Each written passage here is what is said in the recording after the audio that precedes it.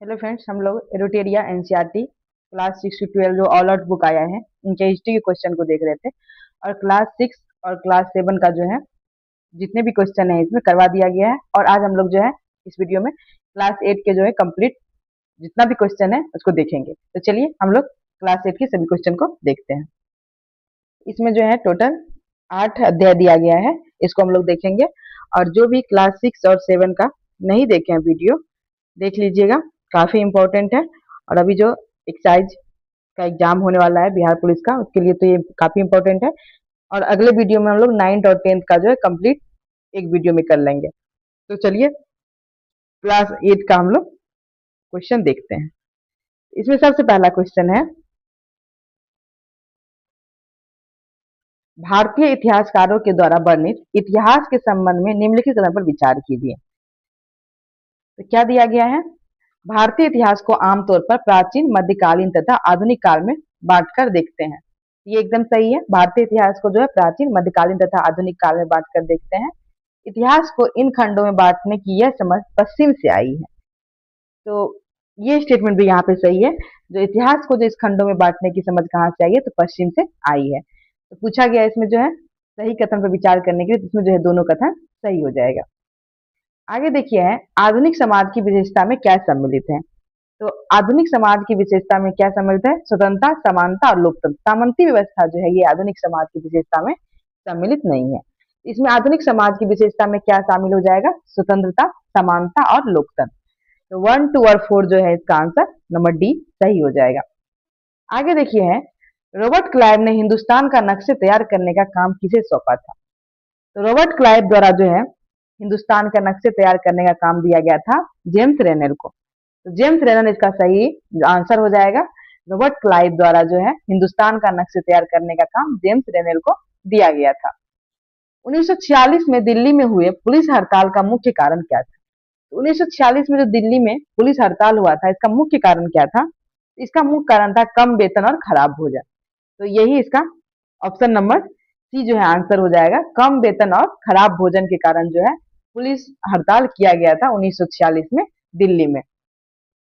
आगे 5 number question है, भारतीय नौसेना का विद्रोह कब हुआ। तो भारतीय नौसेना का विद्रोह कब हुआ था, ये 1946 में हुआ था भारतीय नौसेना का विद्रोह। तो इसका आंसर हो जाएगा 1946। 1946 में जो है भारतीय नौसेना का विद्रोह हुआ था। आगे है, अंग्रेज द्वारा लिखित इतिहास में निम्नलिखित बातों पर जिक्र मिलता है। तो अंग्रेज द्वारा जो इतिहास लिखा गया इसमें किस किस बातों का जिक्र मिलता है, तो इसको चलिए हम लोग देखते हैं।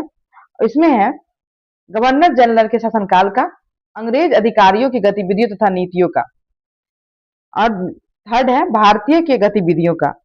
इसमें किस किस चीज का जानकारी मिलता है अंग्रेज द्वारा लिखित इतिहास में, तो भारतीयों की गतिविधियों का जानकारी इसमें नहीं मिलता है।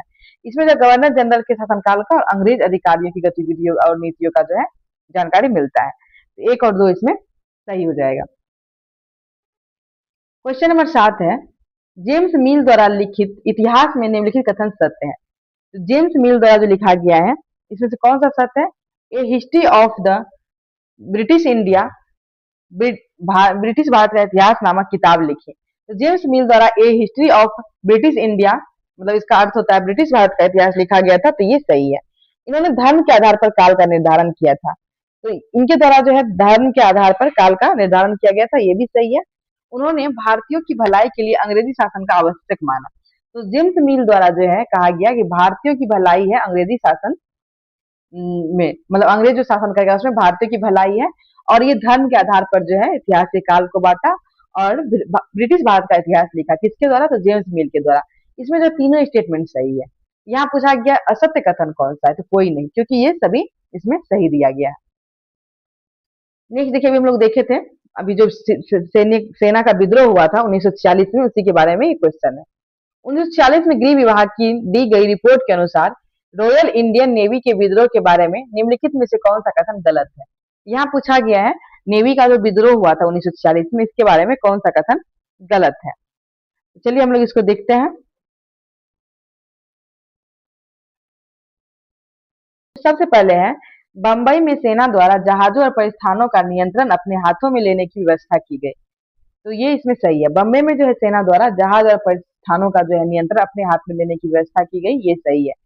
कराची में 301 विद्रोही गिरफ्तार थे और कुछ और लोगों के भी गिरफ्तारी होने की आशंका थी। ये भी सही है, कराची में जो है 301 विद्रोही गिरफ्तार हो गए थे और कुछ विद्रोही को जो है गिरफ्तार होने की आशंका थी।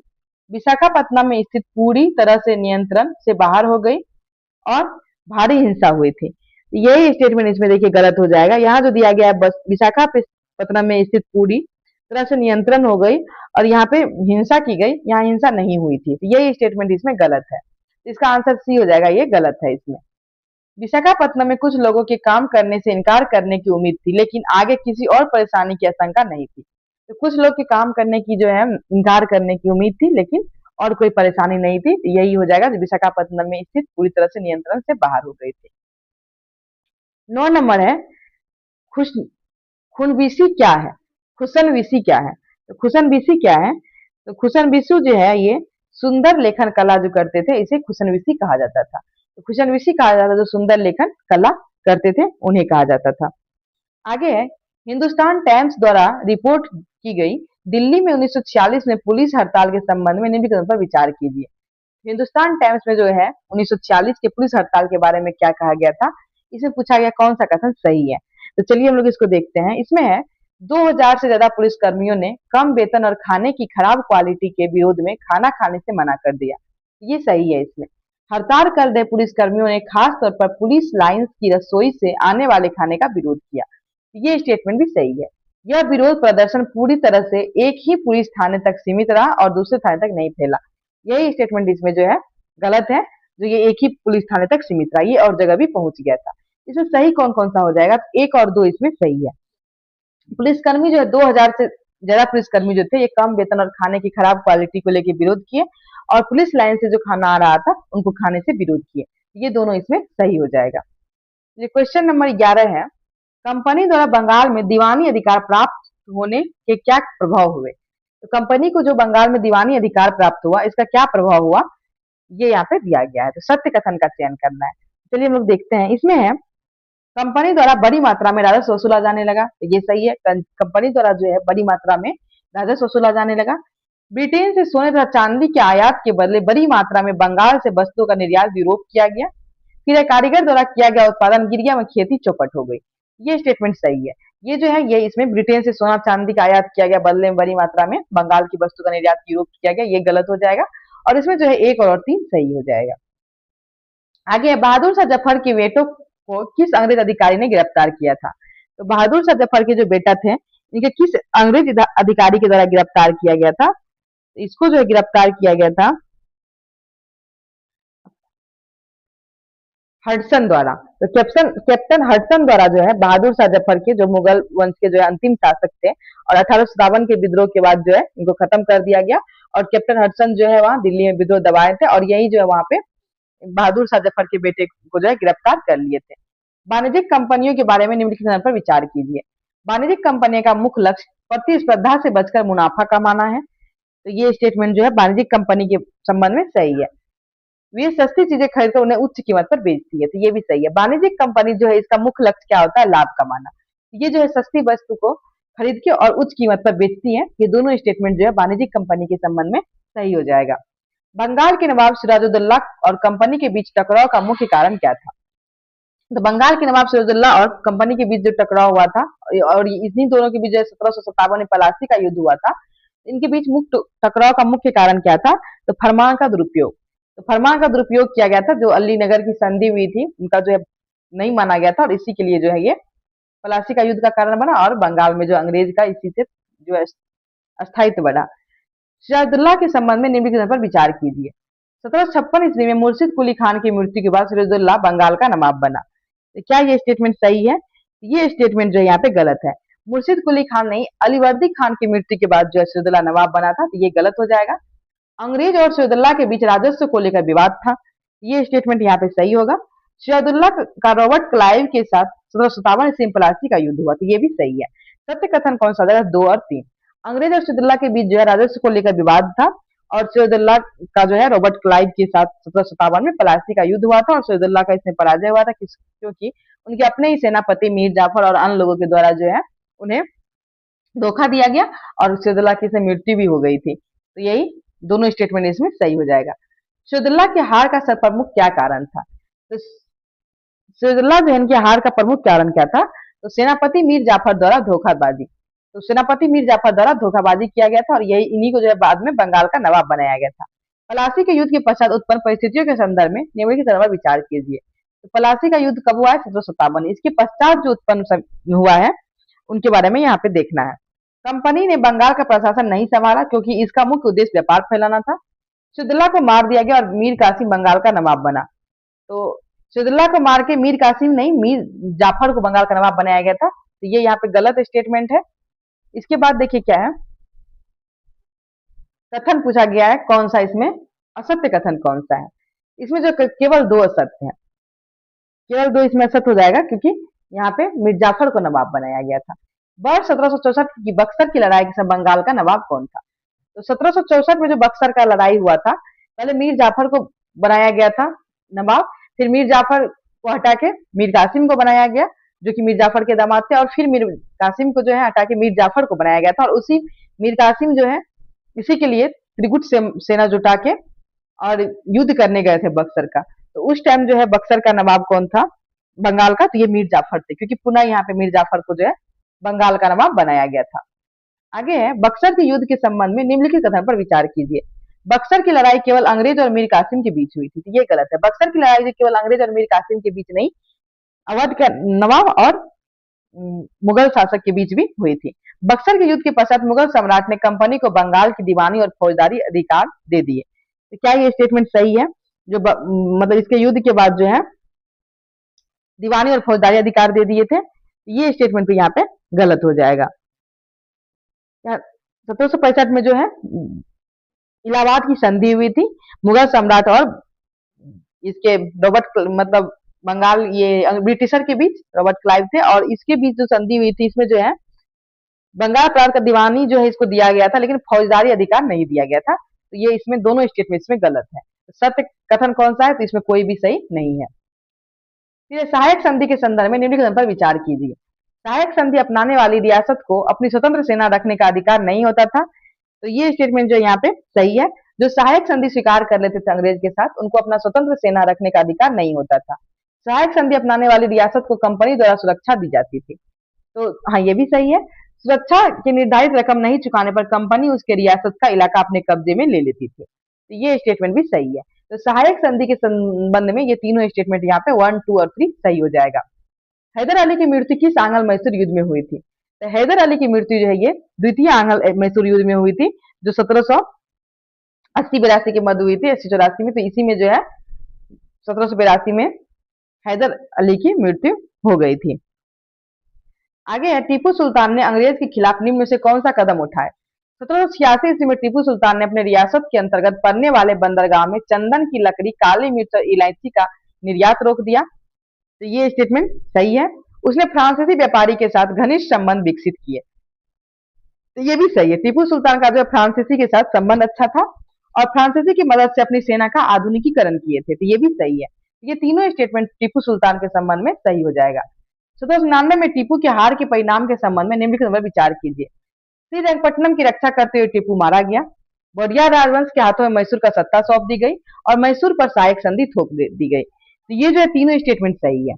श्रीरंगपट्टनम की जो है इसको अपना राजधानी बनाए थे टीपू सुल्तान श्रीरंगपट्टनम को, और इसकी रक्षा करते हुए टीपू मारा गया। कब? तो 1799 में टीपू जो है मारा गया और बेडियार वंश का जो है मैसूर की सत्ता इनके हाथ में दे दी गई थी और मैसूर पे सहायक संधि थोप दिया गया था। ये तीनों स्टेटमेंट इसमें सही हो जाएगा। तो 1, 2 और 3 तीनों सही है। सर्वोच्चता की नीति किसके द्वारा आरंभ की गई थी? तो सर्वोच्चता की नीति जो है ये लॉर्ड हेस्टिंग्स द्वारा की गई थी। तो सर्वोच्चता की नीति हेस्टिंग्स द्वारा लाई गई थी। आगे 25 नंबर क्वेश्चन है, रानी चेन्नम्मा के संबंध में निम्नलिखित कथन पर विचार कीजिए। तो रानी चेन्नम्मा के संबंध में इसमें से जो है कौन सा कथन सत्य है ये देखना है। यहाँ देखिए क्या है, रानी चेन्नम्मा का संबंध कर्नाटक से था। तो ये जो है सही हो जाएगा। रानी चेन्नम्मा जो है इसका संबंध कर्नाटक से था। रानी चेन्नम्मा अंग्रेज के खिलाफ अहिंसक आंदोलन करने वाली पहली शासिका थी। तो ये स्टेटमेंट जो है गलत हो जाए, क्योंकि ये अहिंसक आंदोलन नहीं की थी, ये हथियार उठा ली थी। 1824 में उन्हें गिरफ्तार किया गया और 1829 में जेल में ही उनकी मृत्यु हो गई। इसमें जो चेन्नम्मा के संबंध में 1 और 3 सही है, क्योंकि रानी चेन्नम्मा जो अहिंसक आंदोलन नहीं की थी, इन्होंने हथियार उठा लिया था और इनकी इनकी गिरफ्तारी हो गई थी 1824 में। 1829 में जो है इनकी मृत्यु जेल में ही हो गई। इसीलिए रानी चेन्नम्मा के संबंध में 1 और 3 दोनों सही होगा। कंपनी ने सिंध पर कब विजय प्राप्त किया? तो कंपनी द्वारा जो सिंध पर कब विजय प्राप्त किया गया था? 1843 में। हड़प नीति के संबंध में मिलान कीजिए। तो हड़प नीति से जो है किसको कब मिलाया गया था? तो ये सबसे पहले 1848 में जो है सतारा को हड़प नीति के माध्यम से ब्रिटिश साम्राज्य में मिलाया गया। इसके बाद है आपको 2 का संबलपुर। संबलपुर को जो है 1850 में ब्रिटिश साम्राज्य में मिलाया गया। फिर उदयपुर को जो है 1852 में और नागपुर को 1853 में। अवध को जो 1856 में कुशासन का जो है आरोप लगा के अब ब्रिटिश साम्राज्य में मिला लिया गया था। इसलिए अवध के अधिकरण के संबंध में निम्न पर विचार कीजिए। अंग्रेज ने अवध की जनता को कुशासन के से आजाद कराने का तर्क देकर अवध का अधिग्रहण किया, तो ये सही है। अवध पर 1801 ईस्वी में सहायक संधि थोप दी गई थी, तो ये भी सही है। जनता अवध के नवाब से परेशान थी, तो उन्होंने अधिग्रहण का विरोध बड़े स्तर पर नहीं किया, तो ये गलत है। इसमें जो है 1, 2 केवल सही है, तो 1 और 2 इसमें सही हो जाएगा। आगे गवर्नर जनरल वारेन हेस्टिंग द्वारा लागू किए गए नए व्यवस्था के संबंध में विशेषता क्या थी? तो गवर्नर जनरल द्वारा जो लाया गया था, देखिए क्या है, हर जिले में 2 अदालत बनाई गई, फौजदारी अदालत और दीवानी अदालत, तो ये इसमें सही है। दीवानी अदालत के मुख्य यूरोपीय जिला कलेक्टर होते थे, जिसमें यूरोपीय पद्धति पर दीवानी कार्य किए जाते थे, तो ये स्टेटमेंट इसमें गलत है, तो इसमें जो है ये गलत हो जाएगा। इस व्यवस्था में क्या प्रावधान था? जो हर जिले में 2 अदालत होती थी, फौजदारी अदालत और दीवानी अदालत। दीवानी अदालत के मुखिया जो यूरोपीय कलेक्टर होते थे, और दीवानी अदालत जो है भारतीय कानून के अनुसार चलती थी, ना कि यूरोपीय कानून के अनुसार, इसलिए ये गलत हो जाएगा। फौजदारी अदालत अभी भी काजी और मुफ्ती के अंतर्गत थे, लेकिन वह भी कलेक्टर की निगरानी में काम करते थे, तो ये सही होगा। 1 और 3 इसमें सही है, तो 1 और 3 सही हो जाएगा। वारेन हेस्टिंग्स पर किसने इंग्लैंड में महाभियोग चलाया था? किसने वारेन हेस्टिंग्स पे जो है इंग्लैंड में महाभियोग चलाया था? तो इसका आंसर हो जाएगा आपको एडमंड बर्ग। एडमंड बर्ग द्वारा जो है वारेन हेस्टिंग्स पर इंग्लैंड में महाभियोग चलाया गया था। ईस्ट इंडिया कंपनी को इंग्लैंड द्वारा व्यापारिक एक अधिकार क्यों दिया गया? तो ईस्ट इंडिया कंपनी को जो इंग्लैंड द्वारा व्यापारिक अधिकार क्यों दिया गया था? ब्रिटेन की सारी व्यापारिक कंपनी को अन्य यूरोपीय कंपनी की तुलना में लाभ पहुंचाने के लिए वे नए बाजार की तलाश कर सस्ती कीमत पर चीजें खरीद कर उन्हें यूरोपीय उच्च कीमत पर बेच सकती थी, इसलिए जो है इन्हें व्यापारिक अधिकार दिया गया था, तो इसमें जो है केवल 2 सही होगा। 16वीं 17वीं शताब्दी में यूरोपीय कंपनियों द्वारा भारत से आयात की जाने वाली वस्तु थी। तो जब से कंपनी द्वारा जब भारत से आयात किया जाता था, कौन सी वस्तु थी? तो सूती कपड़े, उद्योग के लिए कोयला कोयला नहीं थी, काली मिर्च और रेशम, तो 1, 3 और 4 हो जाएगा। सूती कपड़े, काली मिर्च और रेशम। फैक्टर किसे कहा जाता था? तो फैक्टर किसे कहा जाता था? व्यापारियों को, तो व्यापारियों को जो है फैक्टर कहा जाता था। रॉबर्ट क्लाइव के बारे में निम्नलिखित पर विचार कीजिए। उसे कंपनी ने अपने पहले कार्यकाल के दौरान भ्रष्टाचार कम करने के लिए भेजा गया था, तो ये जो है इसमें क्या है, उस पर भ्रष्टाचार का आरोप लगाया गया था। इसमें जो है भ्रष्टाचार का आरोप लगाया गया था। उसे व्यवस्था की नीति के तहत नवाब को हराकर बंगाल के राजस्व पर कब्जा कर लिया, ये गलत है। इसमें केवल जो है 2 सही है। फिर देखिए यहाँ है निर्यात की जाने वस्तु और स्थान। सबसे पहले देखिए बंगाल, बंगाल से क्या निर्यात किया जाता था? तो बंगाल से जो है आपको पटसन निर्यात किया जाता था, तो बंगाल से पटसन हो जाएगा, असम से चाय हो जाएगा, तो बंगाल से पटसन और असम से चाय। इसके बाद आपको पंजाब, पंजाब से कपास और मद्रास से जो है चावल निर्यात किया जाता था। इसे देखिए 1 का 2 हो जाएगा, 1 का बी और 2 का सी, 3 और ऑप्शन नंबर ए इसका आंसर हो जाएगा। आगे देखिए अंग्रेज द्वारा अस्थायी बंदोबस्त प्रणाली लाने की क्या कारण थी? अंग्रेज द्वारा जो अस्थायी बंदोबस्त प्रणाली लाई गई थी, इसकी क्या कारण थी? तो खेती में सुधार लाने हेतु, अपने आय के बारे में आश्वासित होने के लिए और प्रशासनिक जटिलता से बचाव के लिए, तीनों हो जाएगा। इसीलिए जो है अस्थायी बंदोबस्त लाई गई थी, किसके द्वारा? कॉर्नवालिस के 1793 में। ये तीनों जो है इसका कारण था। फ्रांस ने अपने उपनिवेश में दास प्रथा कब समाप्त की? तो फ्रांस द्वारा अपने उपनिवेश में जो है दास प्रथा कब समाप्त की गई थी? तो ये की गई थी 1792 में। 1792 में जो है फ्रांस द्वारा अपने उपनिवेश में दास प्रथा समाप्त की गई थी। नील की खेती कहाँ की जाती थी? तो नील की खेती कहाँ की जाती थी? तो ये की जाती थी भारत, कैरिबियाई द्वीप, ब्राजील, स्पेन, उत्तरी अमेरिका, सभी जगह जो है नील की खेती की जाती थी। तो 1, 2, 3, 4, 5 सभी इसका आंसर हो जाएगा। जिसमें बंगाल में अस्थायी बंदोबस्त लागू किया गया, उसमें बंगाल का गवर्नर जनरल कौन था? तो कब लागू किया गया था? 1793 में। और इस समय बंगाल का गवर्नर जनरल कौन था? तो ये थे कार्नवालिस। तो कार्नवालिस इसका सही आंसर हो जाएगा। अस्थायी बंदोबस्त के संबंध में निम्नलिखित कथनों पर विचार कीजिए। अस्थायी बंदोबस्त का लाभ प्रारंभ में कंपनी को मिला, मगर बाद में उन्हें जमींदारों की अपेक्षा कम लाभ प्राप्त हुआ। तो क्या ये स्टेटमेंट सही है? तो ये स्टेटमेंट जो है यहाँ पे सही हो जाएगा। अस्थायी बंदोबस्त की रकम ज्यादा होने के कारण कई जमींदारों की जमींदारी राजस्व चुकाने में विफल होने के कारण छीन ली गई, ये भी सही है। किसानों के लिए यह व्यवस्था दमनकारी सिद्ध हुई, क्योंकि लगान की रकम बहुत ज्यादा थी और जमीन पर उसका अधिकार सुरक्षित नहीं था, तो ये भी सही होगा। तो असत्य कौन सा है? तो कोई नहीं, क्योंकि इसमें सभी सही है। महालवाड़ी व्यवस्था लागू करते समय बंगाल का गवर्नर जनरल कौन था? तो ये थे लॉर्ड हेस्टिंग। लॉर्ड हेस्टिंग के समय जो है मालवाड़ी व्यवस्था लागू की गई थी। मारवाड़ी व्यवस्था के संबंध में निम्नलिखित पर विचार कीजिए। अलेक्जेंडर रीड ने इसे पहली बार लागू किया। तो अलेक्जेंडर सॉरी रीड द्वारा से पहली बार लागू किया गया, ये गलत है। इसे जो है हॉर्ड मैकेंजी द्वारा पहली बार लागू किया गया था 1822 में। यह व्यवस्था महाल जो गांव का समूह होता था उसके उसी से की जाती थी, तो ये सही है। भू राजस्व की रकम निश्चित रूप से तय की जाती थी, जिसको चुकता करने की जिम्मेदारी सामूहिक रूप से महाल की होती थी। तो ये स्टेटमेंट जो है यहाँ पे गलत हो जाएगा। इसमें पूछा गया सत्य के अनुसार, केवल 2 इसमें सही होगा। मालवाड़ी व्यवस्था जो है सबसे पहले हॉर्ड मैकेंजी द्वारा 1822 में लागू किया गया था। मैकेंजी को जो है भारतीय समाज के गांव का एक महत्वपूर्ण सामाजिक संस्था, मतलब मैकेंजी को लगता था स्थापित हो जाएगा। और भू राजस्व की रकम जो है निश्चित रूप से नहीं दी जाती थी, बल्कि उसमें समय समय पर संशोधन की गुंजाइश रखी गई थी और उसे अदा करने की जिम्मा जो जमींदारों के बजाय गांव की मुखिया को होता था। इसलिए स्टेटमेंट 3 भी गलत हो जाएगा। आगे देखिए, रैयतवाड़ी व्यवस्था के संबंध में निम्नलिखित पर विचार कीजिए। रैयतवाड़ी व्यवस्था के संबंध में देखिए क्या है, इसमें है सबसे पहले कैप्टन अलेक्जेंडर रीड ने इस व्यवस्था को लागू किया था, ये इसमें सही है। अलेक्जेंडर रीड द्वारा सबसे पहले जो है रैयतवाड़ी व्यवस्था लागू किया गया था। भू राजस्व वसूलने की व्यवस्था जो किसी संस्था जमींदार को न देकर सीधे रैयत को किया गया। रैयत मतलब होता था किसान। इसमें जो है किसान को सीधे भू राजस्व वसूलने का जो है दिया गया था। इसमें जो है 1 और 2 दोनों सही हो जाएगा। बंगाल में नील विद्रोह किस वर्ष हुआ?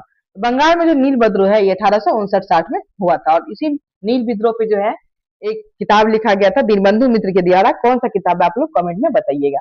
खोंड जनजाति मुख्यतः भारत के किस राज्य से संबंधित थे? तो खोंड जनजाति जो भारत के किस राज्य से संबंधित है, तो इनका आंसर हो जाएगा आपको मध्य प्रदेश। खोंड जनजाति मध्य प्रदेश से संबंधित थे। आगे देखिए है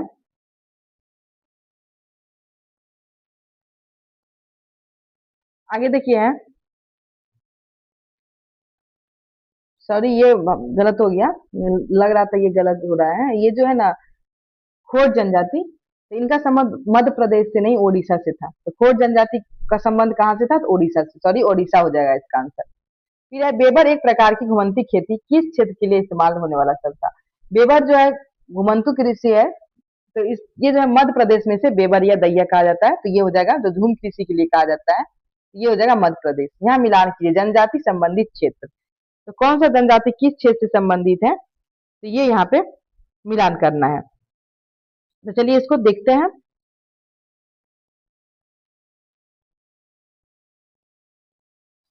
तो क्या है सहारिया?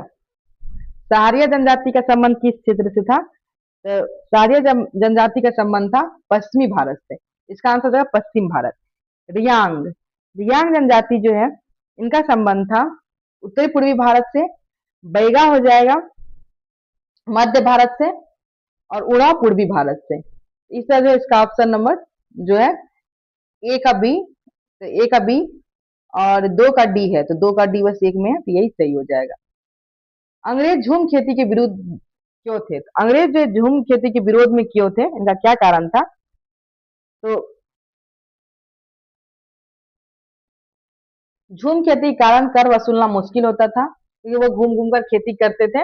अस्थायी रूप से बसने वाले किसान को नियंत्रित करना आसान होता था। तो झूम खेती में जो लोग अस्थायी नहीं रहते हैं, तो इसलिए ये दोनों कारण सही है। झूम खेती के कारण पर्यावरण को नुकसान होता था, तो ये अंग्रेज को पर्यावरण से क्या ही मतलब था, तो ये इसमें गलत होगा। बाकी जो है 1 और 2 इसमें सही हो जाएगा। फिर मुंडा विद्रोह के क्या कारण थे? तो मुंडा विद्रोह का क्या कारण था? तो इसका जो है दीकुओं और महाजन के अत्याचार, उनकी पारंपरिक व्यक्ति आधारित खेती व्यवस्था का अंग्रेजों द्वारा विरोध किया जाना, ईसाई मिशनरियों का बढ़ता धार्मिक हस्तक्षेप। तो इसमें जो है 1 और 3 जो है इसमें सही हो जाएगा। ये देखिए क्या है, ये जो है किसान मतलब जो अपना खेती करते थे पारंपरिक, तो ये मुंडा विद्रोह जो है बिरसा मुंडा के नेतृत्व में 1895 में किया गया था। और इसका मुख्य कारण जो है ये दोनों है, दीकू महाजन का अत्याचार था और ईसाई मशीनरी जो अपना उनका धर्म में हस्तक्षेप करते थे। 1 और 3 इसमें सही हो जाएगा। आगे देखिए है, निम्न में से कौन सा आदिवासी समूह पशुपालक नहीं थे? तो कौन सा आदिवासी समूह है जो पशुपालक नहीं थे? तो इसका आंसर क्या हो जाएगा? बैगा। बैगा आदिवासी समूह जो है ये पशुपालक नहीं थे। फिर औपनिवेशिक शासन से आदिवासी के जीवन पर निम्नलिखित असर पड़े। आदिवासी मुखिया ने उनका मालिकाना हक और शासकीय शक्तियां छीन ली और उन्हें ब्रिटिश अधिकारियों द्वारा बनाए गए नियम को मानने के लिए बाध्य कर दिया गया। फिर है, घुमंतु काश्तकारों को एक स्थान पर रहने के लिए बाध्य करने का प्रयास किया जाने लगा। पूछा गया सत्य कौन सा? केवल 2 सत्य, क्योंकि ये कभी आदिवासी माने नहीं। केवल 2 इसमें सही हो जाएगा। आदिवासी विद्रोह से घटित होने वाले वर्ष का मिलान कीजिए। तो यहाँ देखिए सबसे पहले संथाल विद्रोह। संथाल विद्रोह कब हुआ है? 1855 में। कोल विद्रोह, तो कोल विद्रोह जो है ये हुआ आपको 1831 में। तो कोल विद्रोह कब हो जाएगा? 1831 में। फिर है बर्ली विद्रोह। तो बर्ली विद्रोह आपको हो जाएगा 1940 में और बस्तर विद्रोह 1910 में। इस तरह एक का एक, दो का बी, एक का एक, दो का बी, ये दोनों ऑप्शन नहीं होगा। फिर है 3 का डी, तो 3 का डी, तो ऑप्शन नंबर सी सही हो जाएगा। बिरसा मुंडा के संदर्भ में निम्नलिखित पर विचार कीजिए। बिरसा मुंडा समाज में सुधारक के पक्षधर थे। वे एक स्थान पर टिककर खेती करने के समूह में रहने वाले और मदिरा पान के युवाओं को दूर रहने की सलाह दिया करते थे। तो क्या ये स्टेटमेंट सही है? तो ये सही है। बिरसा मुंडा जो समाज सुधारक के पक्षधर थे, वे एक स्थान पर टिककर खेती करने, समूह में रहने और मदिरा पानी पानी से जो युवा को दूर रहने के लिए सलाह देते थे। वे जनोई धारण करते थे और शुद्धता और दया पर जोर देते थे। तो ये भी सही है। तो बिरसा मुंडा के संबंध में ये दोनों यहाँ पे सही हो जाएगा। आगे, सिपाही की अंग्रेजों के प्रति नाराजगी का क्या कारण थे? वे वेतन भत्ते और सेवा शर्तों के कारण परेशान थे। तो ये सही होगा। वे युद्ध के लिए समुद्र पार नहीं जाना चाहते थे, परंतु 1855 के कानून द्वारा सेना से इसे बाध्यकारी बना दिया। तो क्या ये स्टेटमेंट सही है? फिर है किसानों के भारी भरकम कर वसूली। किसानों से भारी भरकम कर वसूली। पूछा गया सत्य कथन का चयन कीजिए। इसमें कौन सा सत्य सही होगा? तो 1 2 सही हो जाएगा। आगे देखिए है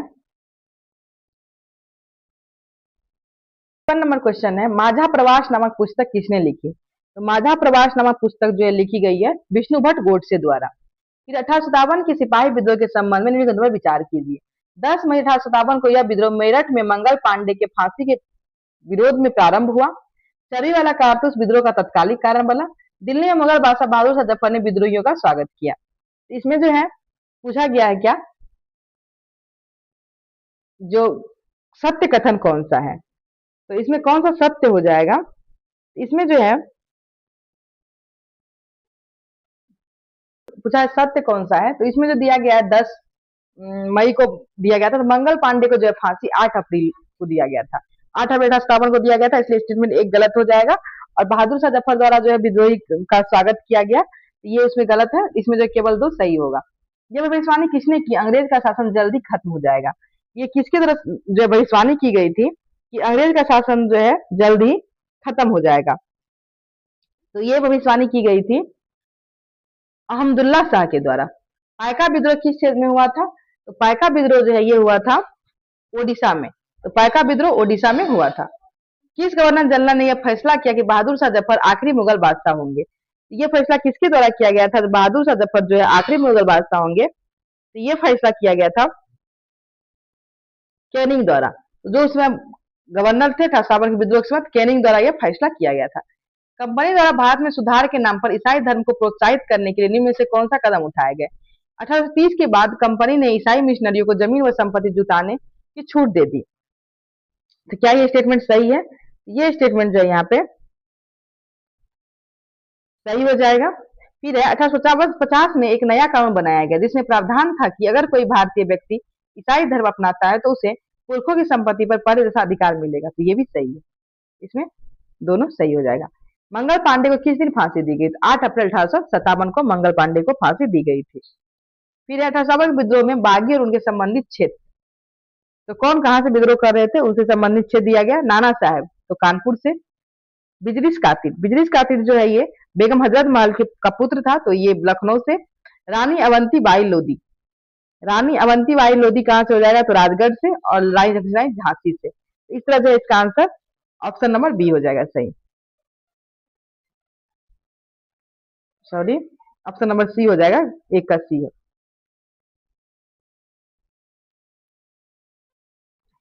विद्रोही के संबंध में कदम पर विचार करें। बहादुर शाह जफर को उनकी पत्नी के साथ निर्वासित कर रंगून के जेल में भेज दिया गया, जहां 1861 में उनकी मृत्यु हो गई। तो ये स्टेटमेंट जो है यहाँ पे पूछना सत्य कथन। फिर है देखिए, तो बहादुर शाह जफर की मृत्यु यहाँ दी गई 1861 नहीं 1862 में हुई थी, तो ये स्टेटमेंट गलत हो जाएगा। 1858 में रानी लक्ष्मीबाई अंग्रेजों से लड़ते वीर गति को प्राप्त हुई, तो ये सही है। तात्या टोपे मध्य भारत के जंगलों में रहते आदिवासी और किसानों की सहायता से परमार युद्ध करते थे, ये भी सही है। तो 2 और 3 इसमें सही हो जाएगा। 1857 के विद्रोह के बाद अंग्रेज ने अपनी नीतियों में निम्नलिखित बदलाव किए। ईस्ट इंडिया कंपनी के सारे अधिकार ब्रिटिश साम्राज्य के हाथ में सौंप दिया गया एवं एक परिषद का गठन किया गया जिसे इंडिया काउंसिल कहा गया। तो क्या ये स्टेटमेंट सही है? तो ये स्टेटमेंट जो है यहाँ पे सही हो जाएगा। डलहौजी के व्यक्तिगत के सिद्धांत को त्याग दिया गया और स्थानीय शासकों को दत्तक पुत्रों की सत्ता सौंपने की छूट दी गई, ये भी सही है। अंग्रेज ने भारतीय लोगों के धर्म और सामाजिक रीति रिवाज का सम्मान करने का फैसला किया, ये भी सही है। तो इसमें तीनों सही हो जाएगा। प्राच्यवादियों के संबंध में निम्नलिखित पर विचार कीजिए।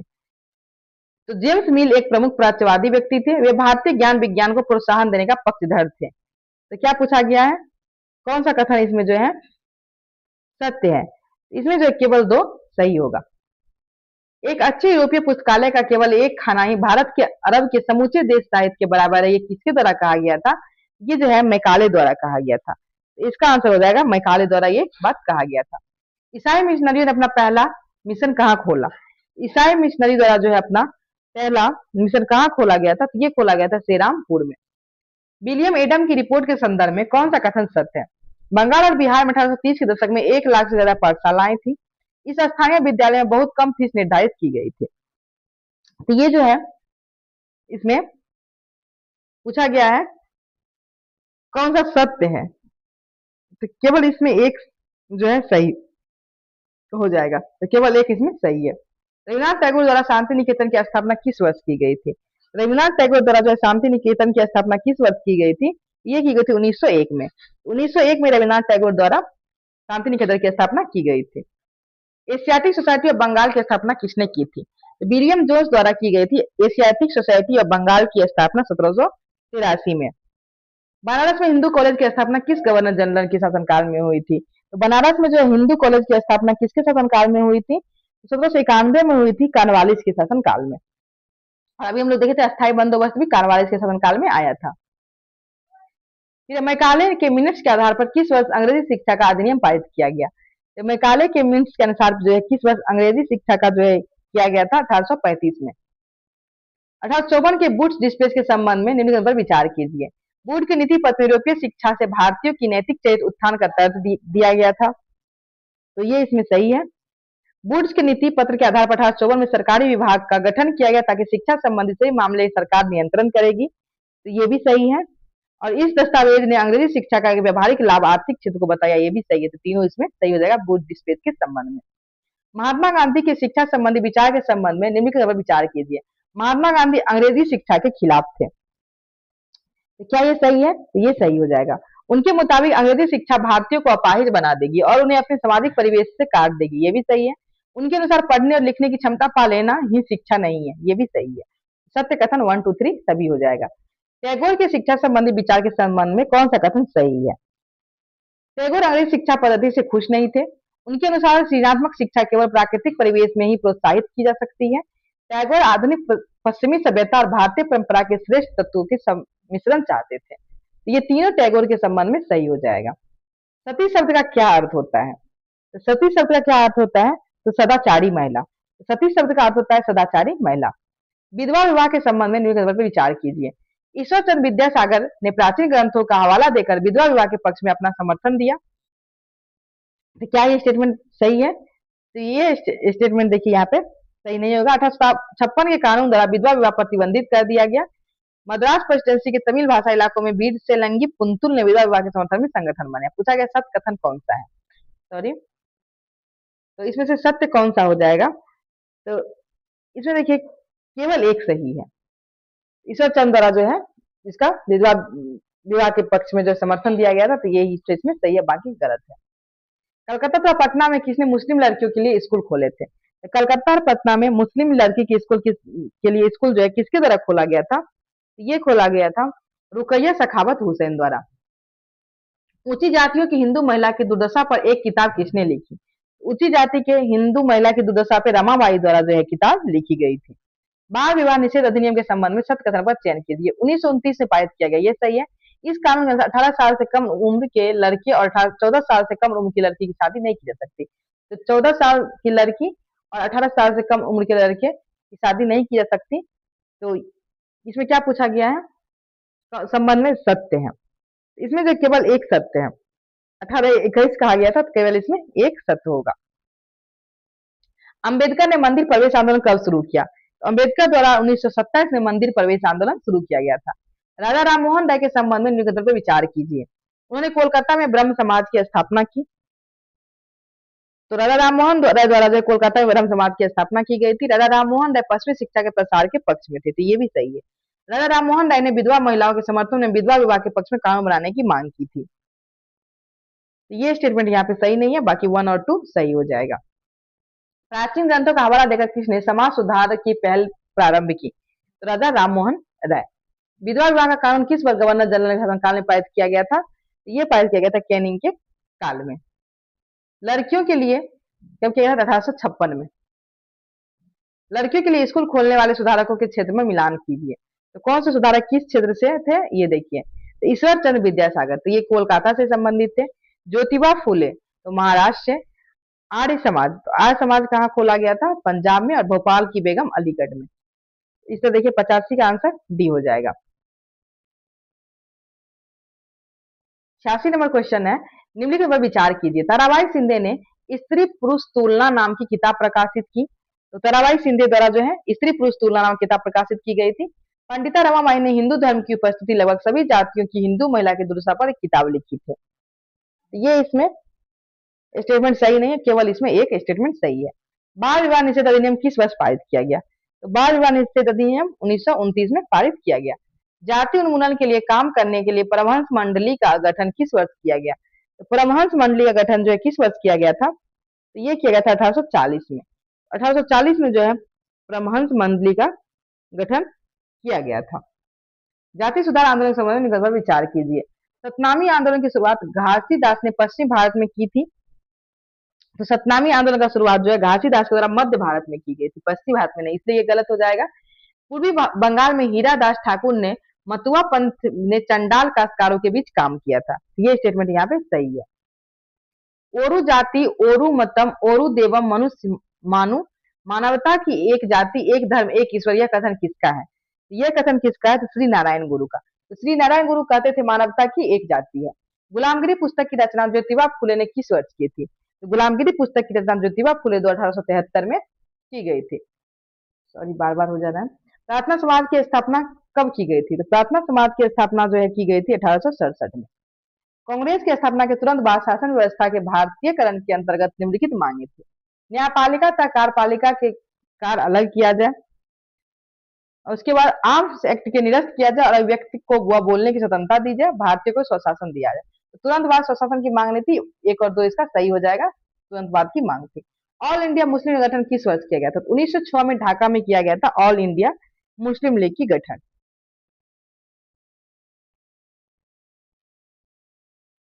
95 नंबर क्वेश्चन है, नटाल कांग्रेस के संबंधित निबंधों विचार कीजिए। इसकी स्थापना महात्मा गांधी ने की थी, सही है। इसकी स्थापना नक्सलवाद भेदभाव को समाप्त करने के लिए दक्षिण अफ्रीका में की गई थी, तो ये भी यहाँ पे सही हो जाएगा। 1 और 2 दोनों सही है। अपमान व याचना दिवस किस दिन मनाया जाता है? अपमान व याचना दिवस 6 अप्रैल 1919 को मनाया गया था, सबसे पहले अपमान या याचना दिवस। तनख्वाह बढ़ाने की मांग करते हुए किसने गांधी महाराज की जय के नारे लगाए थे? गांधी महाराज की जय के नारे किसके द्वारा लगाए गए थे? तनख्वाह बढ़ाने के मांग को करते हुए तो असम के चाय बगान मजदूर के द्वारा, असम के चाय बगान मजदूर द्वारा भारत में आर्म्स एक्ट किस वर्ष पारित किया गया था? तो भारत में जो आर्म्स एक्ट है किस वर्ष पारित किया गया था? 1878 में। इलवर्ट बिल विवाद लागू करने के संदर्भ में विचार कीजिए। 1883 में सरकार ने इलवर्ट बिल विवाद लागू करने का प्रयास किया था। फिर है, इस बिल के जरिए भारतीय अखबारों पर प्रतिबंध लगाने का प्रयास किया गया। तो इलवर्ट बिल विवाद के संबंध में जो है ये कथन इसमें से कौन सा सही है? केवल एक सही है। प्रयास प्रतिबंध लगाने का नहीं किया गया था, इसमें ऐसा कुछ नहीं था, वो जो वर्नाकुलर प्रेस एक्ट में था, तो केवल एक इसमें सही होगा। कांग्रेस की स्थापना के संदर्भ में निम्नलिखित में से कथन पर विचार कीजिए। 1885 में देश भर के 72 प्रतिनिधियों ने मुंबई में सभा करके भारतीय राष्ट्रीय कांग्रेस की स्थापना का फैसला लिया, तो ये सही है। संगठन के प्रारंभिक नेता दादा भाई नौरोजी ब्रिटिश संसद के सदस्य रह चुके थे। सेवानिवृत्त ब्रिटिश अफसर एवं उनकी कांग्रेस की स्थापना में महत्वपूर्ण भूमिका निभाई, तो ये इसमें पूछा गया है जो कौन सा कथन सत्य है, तो कांग्रेस से संबंधित तीनों कथन इसमें सत्य हो जाएगा। स्वराज की मांग सर्वप्रथम किसने रखी? तो स्वराज की मांग जो है सर्वप्रथम गर्मपंथियों के द्वारा रखा गया था। अंग्रेज ने बंगाल विभाजन के पीछे क्या तर्क दिया? तो अंग्रेज जो है बंगाल विभाजन के पीछे तर्क दिया था प्रशासनिक सुविधा के लिए जो है वो विभाजन कर रहे हैं, ये तर्क दिया गया था। 1917 में घटित रूसी क्रांति के प्रमुख रूप से कौन सा विचार निकलकर संपूर्ण विश्व में फैल गया? रूसी क्रांति का कौन सा विचार पूरे देश में फैल गए थे विश्व में? तो समाजवाद का विचार। 1919 में पश्चात राष्ट्रीय आंदोलन में जन भागीदारी बढ़ाने के निम्नलिखित कारण थे। प्रथम विश्व युद्ध के पश्चात महंगाई में तेजी से बढ़ोतरी का परिणाम स्वरूप जनता त्रास थे। 1917 का रूसी क्रांति, गांधी जी के सत्याग्रह और अहिंसा के विचार, तो इसमें जो है सभी कारण हो जाएंगे 1919 के राष्ट्रीय आंदोलन में जो है लोगों की जो है बढ़ने की। रोलेक्ट एक्ट के संबंध में निम्न पर विचार कीजिए। यह कानून अभिव्यक्ति की स्वतंत्रता जैसे मूलभूत अधिकारों पर अंकुश लगाने और पुलिस को ज्यादा अधिकार देने के लिए लागू किया गया था, ये सही है। रोलेक्ट एक्ट के विरोध में शुरू किया गया रोलेक्ट सत्याग्रह ब्रिटिश सरकार के खिलाफ पहला अखिल भारतीय संघर्ष था, तो ये भी सही है। इसमें एक और दो दोनों सही हो जाएगा। असहयोग आंदोलन के संबंध में निम्न पर विचार कीजिए। यह खिलाफत आंदोलन के बाद प्रारंभ हुआ, फिर दोनों को एक साथ जोड़ दिया गया, तो ये इसमें सही है। असहयोग आंदोलन मुख्य मांग स्वराज थी, ये भी सही है। इसे बड़ी मात्रा में सरकारी संस्थाओं का बहिष्कार किया गया, उपाधियां लौटाई गई, विदेशी कपड़ों की होली जलाई गई, तो ये भी सही है। एक दो और तीन तीनों इसमें सही है। पंजाब में सिखों की अकाली आंदोलन का मुख्य उद्देश्य क्या था? तो पंजाब में सिख की जो अकाली आंदोलन का मुख्य उद्देश्य क्या था? तो अंग्रेजों जो है की सहायता से गुरुद्वारे में जमे बैठे भ्रष्ट महंतों को हटाना, यही अकाली आंदोलन का मुख्य उद्देश्य था। 1919 में पारित पूर्ण स्वराज प्रस्ताव के संबंध में निम्न विचार कीजिए। सुभाष चंद्र बोस की अध्यक्षता में यह प्रस्ताव पारित किया गया, तो ये गलत है। जवाहरलाल नेहरू की अध्यक्षता में यह प्रस्ताव पारित किया गया था लाहौर अधिवेशन में। इस प्रस्ताव के आधार पर 26 नवंबर 1930 को पूरे देश में स्वतंत्रता दिवस मनाया गया, तो ये सही होगा। केवल दो इसमें सही है। आगे देखिए, भगत सिंह के संबंध में निम्न पर विचार कीजिए। तो भगत सिंह के संबंध में देखिए क्या है।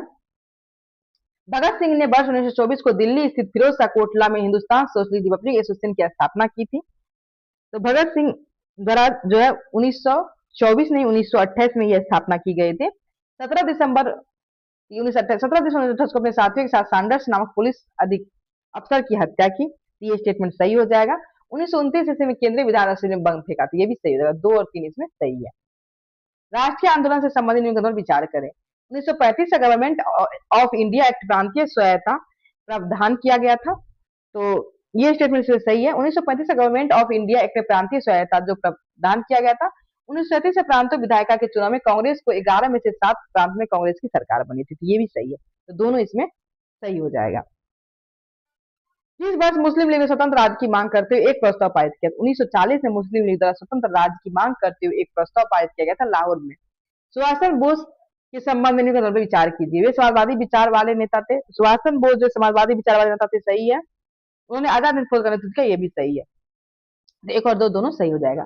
भारतीय इतिहास में दर्ज बर्बर प्रत्यक्ष कार्रवाई दिवस मुस्लिम लीग द्वारा कब मनाया गया था? तो मुस्लिम लीग द्वारा प्रत्यक्ष कार्रवाई दिवस मनाया गया था 16 अगस्त 1946 को, तो 16 अगस्त 1946 सही हो जाएगा। निम्नलिखित संगठन और उनके उद्देश्य के संबंध विचार कीजिए। ब्रह्म समाज मूर्ति पूजा एवं बलि प्रथा का विरोध करते थे, ये सही हो जाएगा। प्रार्थना समाज जातीय बंधन एवं बाल विवाह के विरुद्ध अभियान था, ये भी सही है। वेद समाज रूढ़िवादी अनुष्ठान की आलोचना तथा विधवा विवाह का समर्थन करते थे, तो ये भी सही हो जाएगा। अलीगढ़ आंदोलन केवल धार्मिक शिक्षा को बढ़ावा देते थे, ये तो गलत है। इसमें 1, 2 और 3 सही होगा। तो क्वेश्चन नंबर 114। क्वेश्चन नंबर 115 क्या है? सिंह सभा आंदोलन के संदर्भ में मतलब विचार कीजिए। सिंह सभा आंदोलन क्या है? तो सिंह सभा आंदोलन की शुरुआत 1873 में अमृतसर में हुई थी। लाहौर सिंह सभा की स्थापना 1879 में हुई। इस आंदोलन का उद्देश्य सिख धर्म और जातीय भेदभाव एवं अंधविश्वास से मुक्त करना था। ये भी सही है। सिख सभा आंदोलन केवल प्रारंभिक धार्मिक शिक्षा के पक्ष था, आधुनिक शिक्षा का विरोध करता था। ये गलत है, आधुनिक शिक्षा का विरोध नहीं करते थे। तो सिंह सभा आंदोलन की शुरुआत 1873 में जो अमृतसर में हुई थी, और लाहौर सिंह सभा का स्थापना जो है 1879 में किया गया था। इसका उद्देश्य सिख धर्म को जातीय भेदभाव अंधविश्वासों से मुक्त करना था। तो इसमें 1 2 3 सही हो जाएगा। और इसी के तरह जो हम लोग का क्लास 8 में हिस्ट्री में जो है कुल 115 क्वेश्चन था, हम लोग का कंप्लीट हो गया। इसलिए हम लोग क्लास 6 और 7 और 8 तीनों क्लास का जो है कर लिए। जो पिछला 2 वीडियो नहीं देखे आप लोग देख लीजिएगा, और एग्जाम की दृष्टि से काफी इंपॉर्टेंट है। और जल्दी हम लोग क्लास 9 और 10 का वीडियो लाएंगे। जो भी चैनल पे नए हैं, चैनल को सब्सक्राइब कीजिएगा और अधिक से अधिक शेयर कीजिएगा। Thank you so much.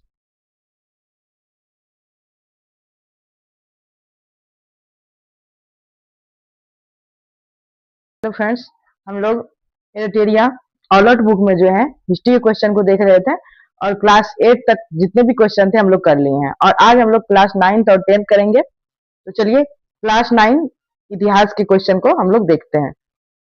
इसमें जो है कुल 5 अध्याय दिया गया, और इसमें जितने भी क्वेश्चन है सबको इस वीडियो में करेंगे, और 10th क्लास भी इसी वीडियो में करेंगे। तो 9th क्लास का पहला क्वेश्चन है, निम्नलिखित में से किसने तीसरे तीसरे स्टेट नामक प्रसिद्ध टेम्पलेट लिखा था? तो तीसरा स्टेट नामक प्रसिद्ध टेम्पलेट किसके द्वारा लिखा गया था?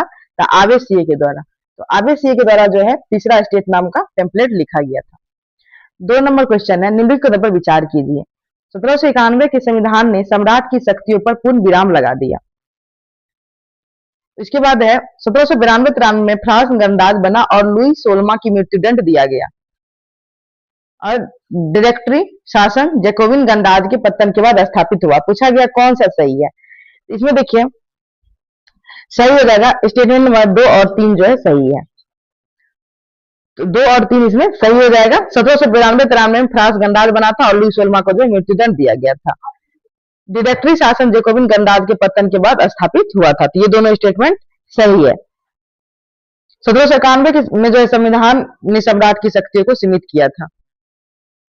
तो ये समाप्त नहीं किया गया था, सीमित किया था, यहाँ विराम लगा दिया गया था, विराम नहीं लगाया गया था। आगे है फ्रांसीसी समाज के बारे में निम्नलिखित पर विचार कीजिए। यह 3 भागों में विभक्त था। तो फ्रांसीसी समाज जो है 3 भागों में विभक्त था, ये सही है। इसके बाद है केवल तीसरे वर्ग के लोग को ही कर देना पड़ता था। तो केवल तीसरे वर्ग के लोग को कर देना पड़ता था, तो ये भी सही है। पादरी वर्ग के अलावा कुलीन वर्ग को भी विशेषाधिकार प्राप्त था। तो पादरी और कुलीन को जो है विशेषाधिकार प्राप्त था, तो ये भी सही है। तो ये तीनों जो है यहाँ पे सही है।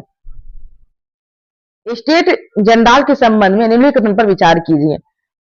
तो स्टेट जनरल के संबंध में इसमें क्या क्या दिया है? यह एक राजनीतिक संस्था थी जिनकी बैठक सम्राट अपने मर्जी से बुलाता था। तो ये सही है। स्टेटस जनरल के संबंध में जो है ये कथन सही होगा, जो एक राजनीतिक संस्था थी और सम्राट अपने मर्जी से बुलवाता था। लुई 14वां द्वारा 5 मई 1789 को इसी बैठक बुलाई गई थी। तो ये स्टेटमेंट यहाँ पे गलत हो जाएगा। बाकी पहले से निर्धारित नियम के अनुसार तीनों वर्ग को एक एक मत देने का अधिकार था। तो ये स्टेटमेंट यहाँ पे सही है। तो 1 और 3 इसमें सही हो जाएगा। फ्रांस की क्रांति का आदर्श क्या था? तो फ्रांस की क्रांति का आदर्श क्या था? तो फ्रांस की क्रांति का जो आदर्श था वो था स्वतंत्रता, समानता और बंधुत्व। तो स्वतंत्रता, समानता और बंधुत्व जो है फ्रांस की क्रांति का आदर्श था। फ्रांस में जुलाई क्रांति किस वर्ष हुई थी? तो फ्रांस में जुलाई क्रांति किस वर्ष हुई थी? 1830 में। मॉन्टेस्क्यू के संबंध में निम्नलिखित पर विचार कीजिए।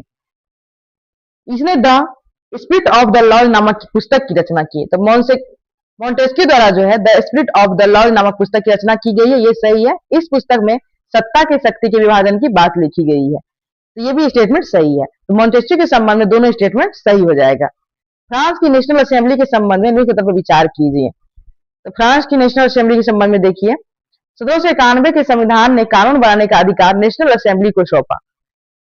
तो ये सही है। 1791 में संविधान जो है कानून बनाने का अधिकार नेशनल असेंबली को सौंपा था, ये स्टेटमेंट सही हो जाएगा।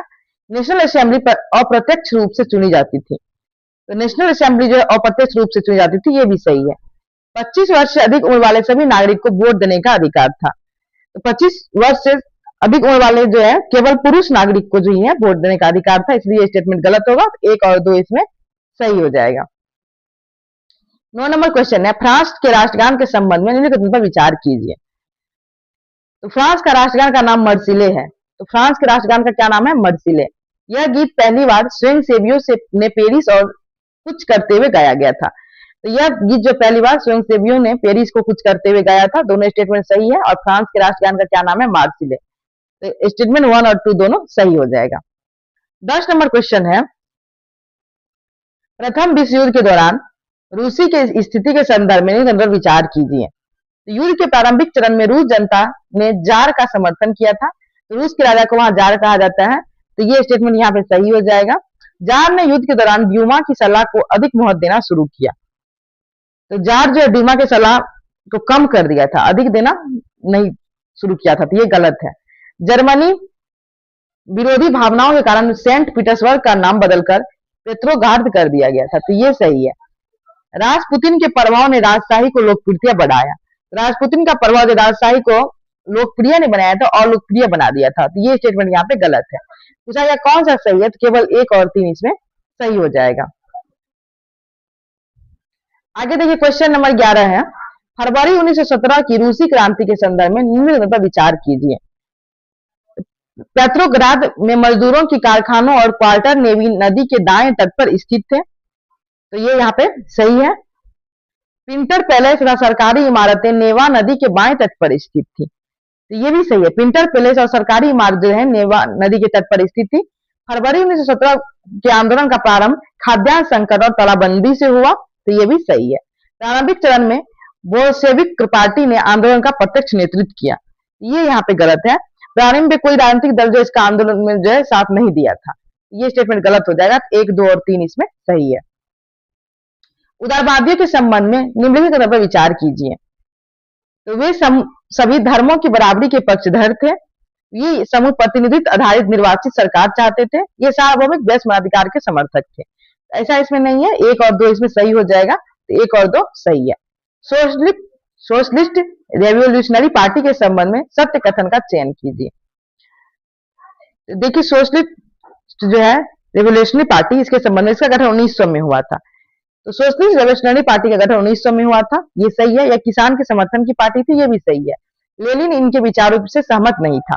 तो ये भी सही हो जाएगा। तो 1, 2, 3 सभी इसमें सही है।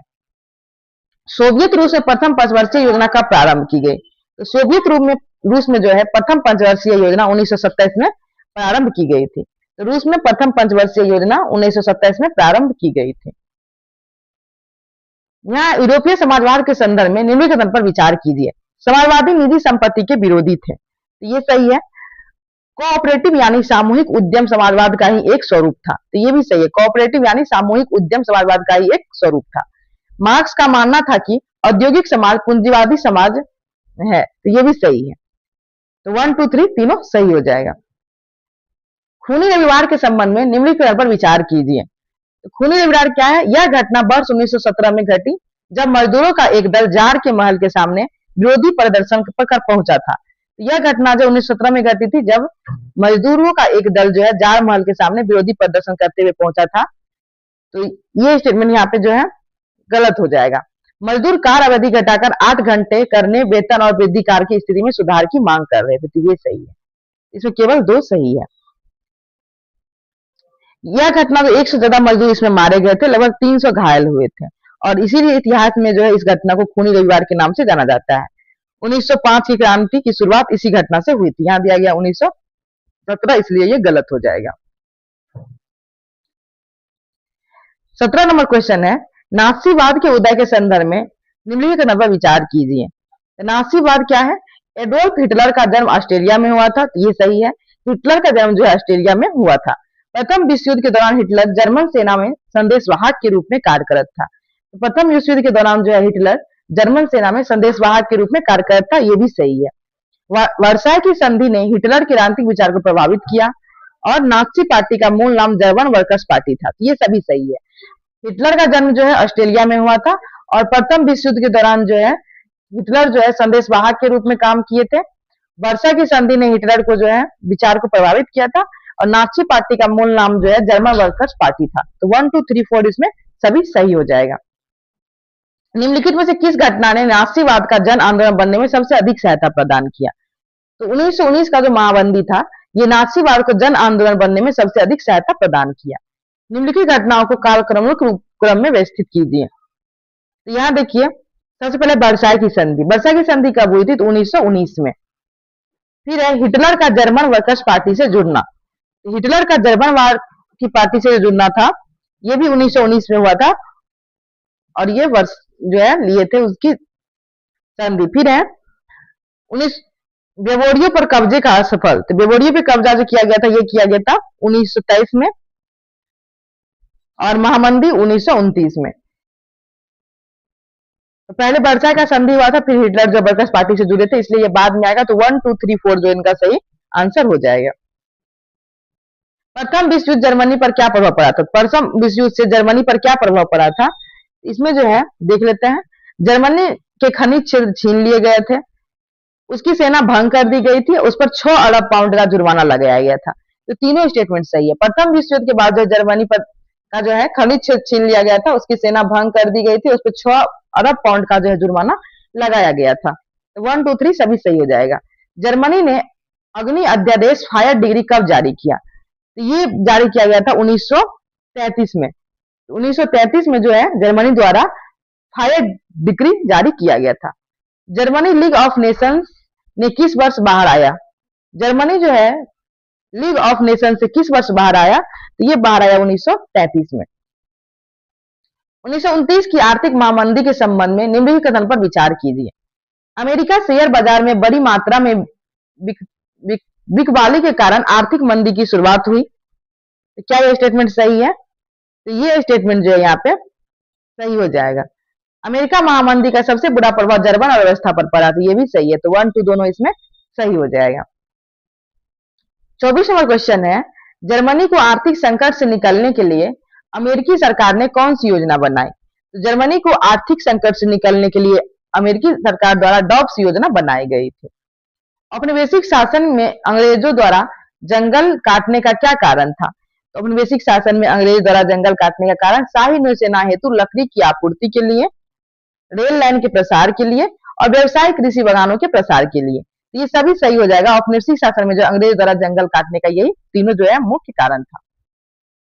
भारतीय वन सेवा की स्थापना किस वर्ष की गई? तो भारतीय वन सेवा की स्थापना की गई 1864 में।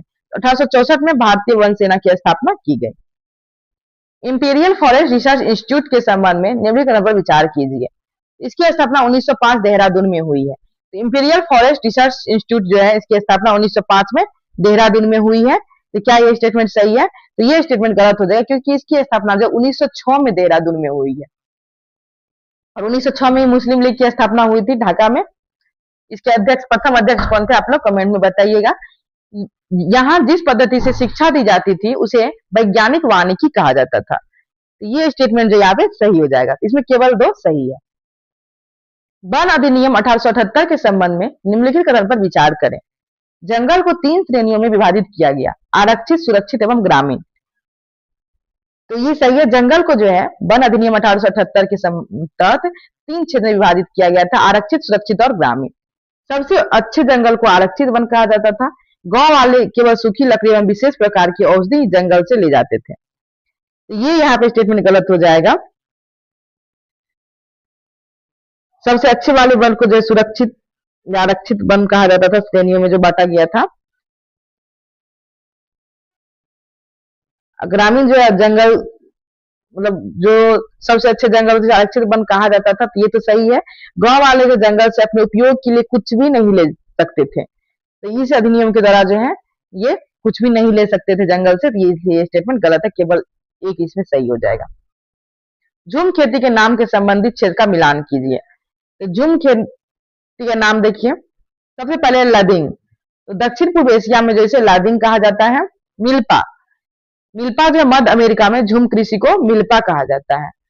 और चितमेन जो है ये कहा जाता है आपको अफ्रीका में, और चेना श्रीलंका में। इस तरह इसका आंसर देखिए 1 का डी हो जाएगा। तो ऑप्शन नंबर सी सही है। यूरोपीय वन रक्षक घुमंतु खेती के विरुद्ध क्यों थे? तो यूरोपीय वन रक्षक जो घुमंती खेती के विरोध किए थे, घुमंती खेती वाली जमीन इमारती लकड़ी के उत्पादन के लिए प्रतिकूल हो जाती थी, इसीलिए जो है ये घुमंतु खेती के विरोध में थे। जंगल जलाते समय बाकी बेशकीमती पेड़ के जलाने का खतरा होता था, ये भी सही है। और लगान वसूली की प्रशासनिक परेशानियों से बचने के लिए, क्योंकि वो लगान जो है नहीं ले पाते थे, क्योंकि जो घूम के खेती करते थे एक जगह से दूसरे जगह स्थानांतरित कृषि, तो इसलिए जो है ये विरुद्ध में थे। तो ये तीनों स्टेटमेंट सही हो जाएगा, 1 2 3 सभी सही है। अंग्रेज द्वारा वन व्यापार को सरकारी नियंत्रण में लेने का क्या प्रभाव हुआ? तो अंग्रेज द्वारा वन व्यापार को सरकारी नियंत्रण में लेने का प्रभाव क्या हुआ? वन व्यापार की इजारेदारी यूरोपीय व्यापारी कंपनी को सौंप दी गई। स्थानीय लोग द्वारा शिकार करने और पशुओं को चराने पर बंदिश लगा दी गई। कुछ घुमंतु समुदाय खदानों और बागानों में काम करने को मजबूर हुए। ये सभी यहाँ पे सही है। देवदासी या मान किसे कहा जाता था? देवदासी या मान किसे कहा जाता था? ये कहा जाता था जनजातीय क्षेत्र में लकड़ी के बदले लगने वाला शुल्क को देवदासी या मान कहा जाता था। ब्लेन डॉग डिएंटेन व्यवस्था के संबंध में निम्नलिखित पर विचार कीजिए। यह व्यवस्था अंग्रेज द्वारा बस्तर में प्रारंभ किया गया था। तो क्या स्टेटमेंट सही है? तो ये स्टेटमेंट जो यहाँ पे गलत है। यह व्यवस्था जो डच द्वारा रेल निर्माण के समय में शुरू किया गया था। इसमें गांव वाले को लगान मुक्ति के बदले लकड़ी ढोने के लिए मुफ्त में भैंसे उपलब्ध कराएंगे, ये सही है। केवल 2 इसमें सही हो जाए। सरना, देवारकुडू, कान, राई इत्यादि क्या थे? सरना, देवारकुडू, कान, राई ये सब क्या थे? तो ये जो है जनजातीय लोगों के लिए पवित्र बगीचा था। सरना, देव, कराडू, काई, राई ये सब। औपनिवेशिक काल में खेती में तेजी से फैलाव आने के क्या कारण थे? औपनिवेशिक काल में जो है खेती में तेजी से फैलाव आने के क्या कारण थे? इसके कारण देखिए क्या क्या दिया गया है। अंग्रेज द्वारा व्यावसायिक फसलों के उत्पादन को जमकर प्रोत्साहित किया गया था। औपनिवेशिक सरकार द्वारा जंगल की अनुपादक समझा गया और यूरोप में चाय और कॉफी और रबर की मांग बढ़ गई। ये तीनों जो है औपनिवेशिक काल में खेती में तेजी लाने का कारण था। तो 1 2 3 4 सभी हो जाएगा। लकोटा आदिवासी समूह किस क्षेत्र से संबंधित है? तो लकोटा आदिवासी समूह जो ये संबंधित है उत्तरी अमेरिका से।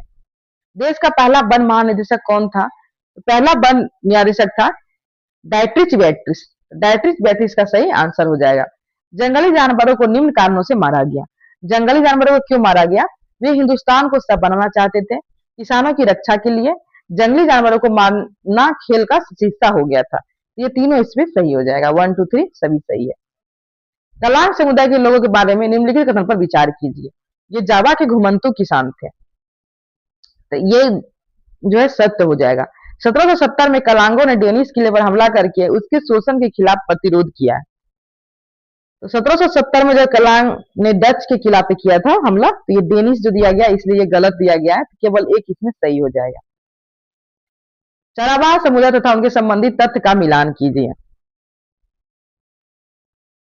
यहाँ दिया गया चरावाह समुदाय और संबंधित तथ्य। सबसे पहले गोल्ला समुदाय। गोल्ला समुदाय जो है ये गाय भैंस पालते थे। तो गाय भैंस पालने वाले को गोल्ला समुदाय कहा जाता था। कुरुमा समुदाय जो है भेड़ बकरियां पालते थे। और रायका, रायका जो राजस्थान से संबंधित है और धंगर जो है महाराष्ट्र से संबंधित है। इस तरह जो है इसका आंसर एक बी है, ऑप्शन नंबर बी हो जाएगा। औपनिवेशिक सरकार ने किस वर्ष अपराधी जनजाति अधिनियम पारित किया? औपनिवेशिक सरकार द्वारा औपनिवेशिक सरकार द्वारा है आपराधिक जनजाति अधिनियम कब पारित किया गया था? तो किया गया था 1871 में। चरावाही टैक्स के संबंध में निम्नलिखित कथन पर विचार करें। तो चरावाही टैक्स क्या है? तो चरावाहों से चरागाह में चरने वाले प्रत्येक जानवर पर टैक्स वसूला जाता था। ये सही है। प्रारंभ में अंग्रेज स्वयं ही अपने कारिंदों के टैक्स वसूलते थे, मगर बाद में यह कम ठेकेदार के माध्यम से किया जाने लगा। ये गलत है। किसी चरागाह में दाखिल होने से पहले चरवाहों को पास दिखाकर टैक्स अदा करना पड़ता था। तो ये सही है। 1 3 इसमें सही हो जाए। चरवाही टैक्स के क्या प्रभाव हुए? चरागाहों का स्तर गिरने लगा, जानवरों की बड़ी संख्या मरने लगी। ये दोनों प्रभाव हुए थे चरागाही टैक्स के।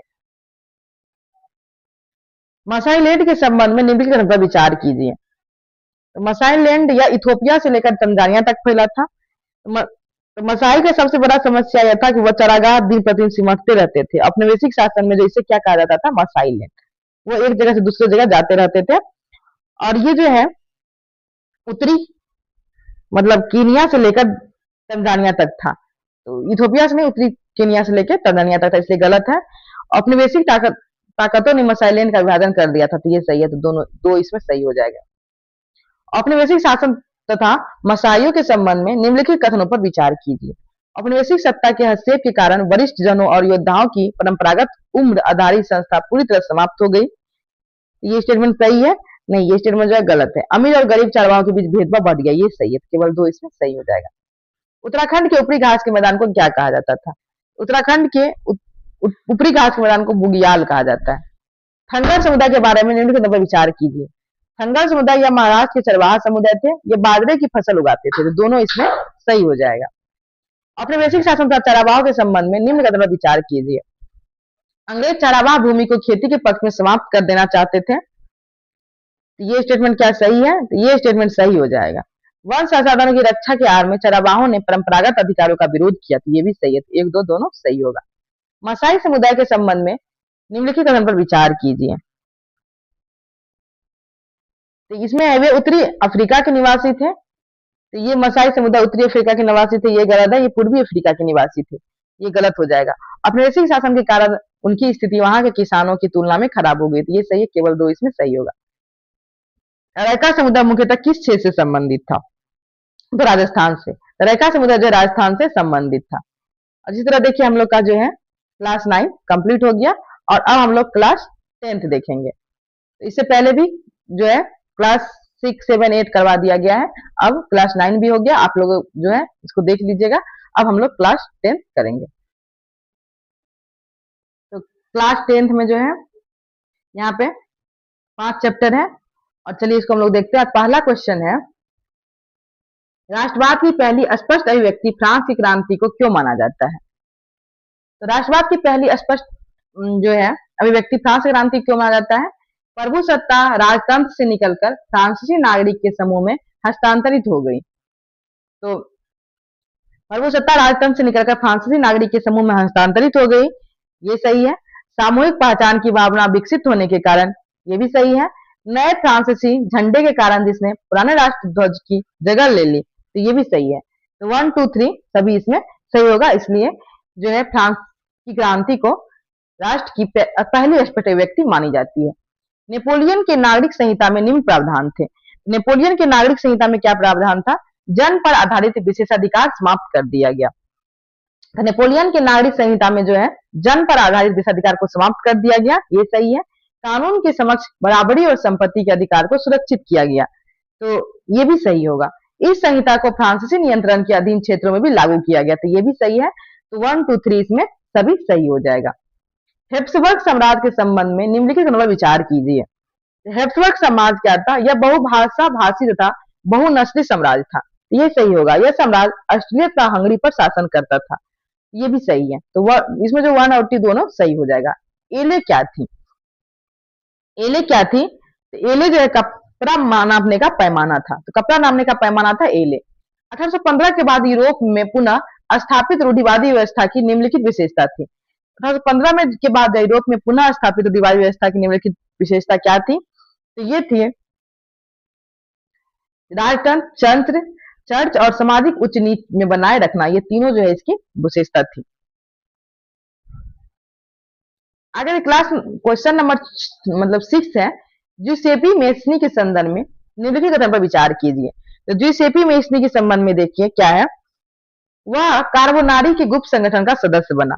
तो वह जो कार्बोनारी के गुप्त संगठन का सदस्य बना, तो ये जो है सही है। उसने 2 और भूमिगत संगठनों की स्थापना की, पहला था वर्न में यंग इटली और दूसरा था मार्से में यंग यूरोप।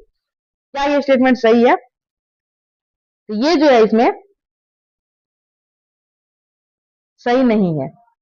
पहले चलिए देख लेते हैं। इटली, ये जो है म्यूसनी जो थे इटली के क्रांतिकारी थे, और इनका जन्म 1807 में जो है जेनोवा में हुआ था, और यह कार्बोनारी के गुप्त संगठन का सदस्य बना था। 24 साल में जो है ये लिगुरिया के क्रांति करने के लिए उसे बहिष्कृत कर दिया गया था, और ये 2 भूमिगत संगठन की स्थापना किए थे। मरसोई में यंग इटली, यहाँ दिया गया है मरसोई में यंग यूरोप, तो मरसोई में यंग इटली, और दूसरा जो है इटली और दूसरा वर्ण यूरोप में किए थे। यंग यूरोप की स्थापना कहाँ किए थे? वर्ण में। तो वर्ण में जो है यंग यूरोप की स्थापना किए थे, और यहाँ उल्टा दे दिया गया, इटली में जो है इनका स्थापना किया गया था। इसलिए एक और दो दोनों इसमें सही नहीं है, केवल इसमें जो है एक सही है। मेटरनिकी से हमारी सामाजिक व्यवस्था का सबसे पहला खतरनाक दुश्मन बताया है। तो ये बताया गया है जिसे मेसनिक को जो है मेटरनिक के द्वारा सामाजिक व्यवस्था का सबसे खतरनाक दुश्मन बताया गया है। यूनान ओटोमन साम्राज्य से कब स्वतंत्र हुआ? तो यूनान जो है ओटोमन साम्राज्य से कब स्वतंत्र हुआ? ये स्वतंत्र हुआ था 1832 में। रोमानीवाद के संबंध में निम्नलिखित पर विचार कीजिए। रोमानी के जो है कलाकारों और कवियों के तर्क वितर्क और विज्ञान के महिमामंडन की आलोचना की। तो ये यहाँ पे सही हो जाएगा।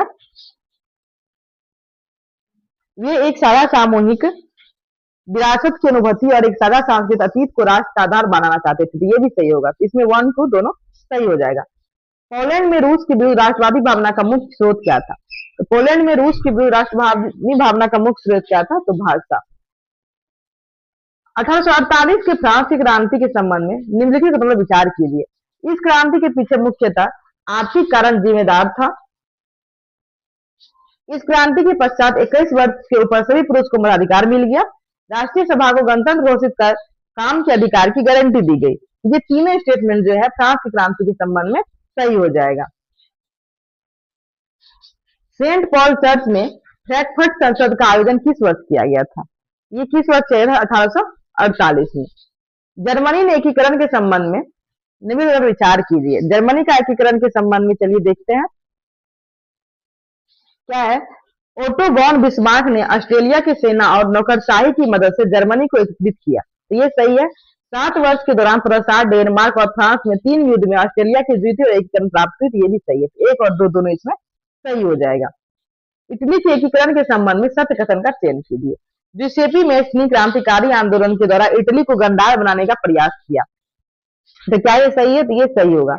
मंत्री प्रमुख काबुल और जंतर में विन्यास रखता था। फ्रांस ने सार्डिनिया पीटमोंट की एक चतुर कूटनीतिक संधि से 1859 में ऑस्ट्रिया बलों को हरा पाने में कामयाब हुआ। ये स्टेटमेंट यहाँ पे गलत है। जुसेप गैरिबाल्डी के नेतृत्व में भारी संख्या में सशस्त्र स्वयंसेवक ने युद्ध में हिस्सा लिया। ये सही है। 1 और 3 इसमें सही हो जाएगा। आयरलैंड को ब्रिटेन में कब सम्मिलित किया गया? तो आयरलैंड को जो है ब्रिटेन में 1801 में शामिल किया गया था। नेपोलियन ने नागरिक संहिता किस वर्ष जारी की? तो नेपोलियन द्वारा जो है नागरिक संहिता किस वर्ष जारी की गई थी? 1804 में। नेपोलियन के द्वारा यूरोप के अन्य देशों में जीते हुए क्षेत्र में क्या प्रतिक्रिया थी? तो प्रारंभ में फ्रांसीसी सेनाओं का स्वागत किया गया। नई प्रशासनिक व्यवस्था के कारण उन्हें फ्रांस का विरोध करना पड़ गया। 1 और 2 दोनों हो जाएगा इसमें। जॉर्ज बेराइन के संदर्भ में इन्हीं पर विचार कीजिए। यह एक शुल्क संघ था। इससे 1834 में प्रसा की पहल पर बनाया गया था। तो 1 2 दोनों इसमें सही हो जाएगा।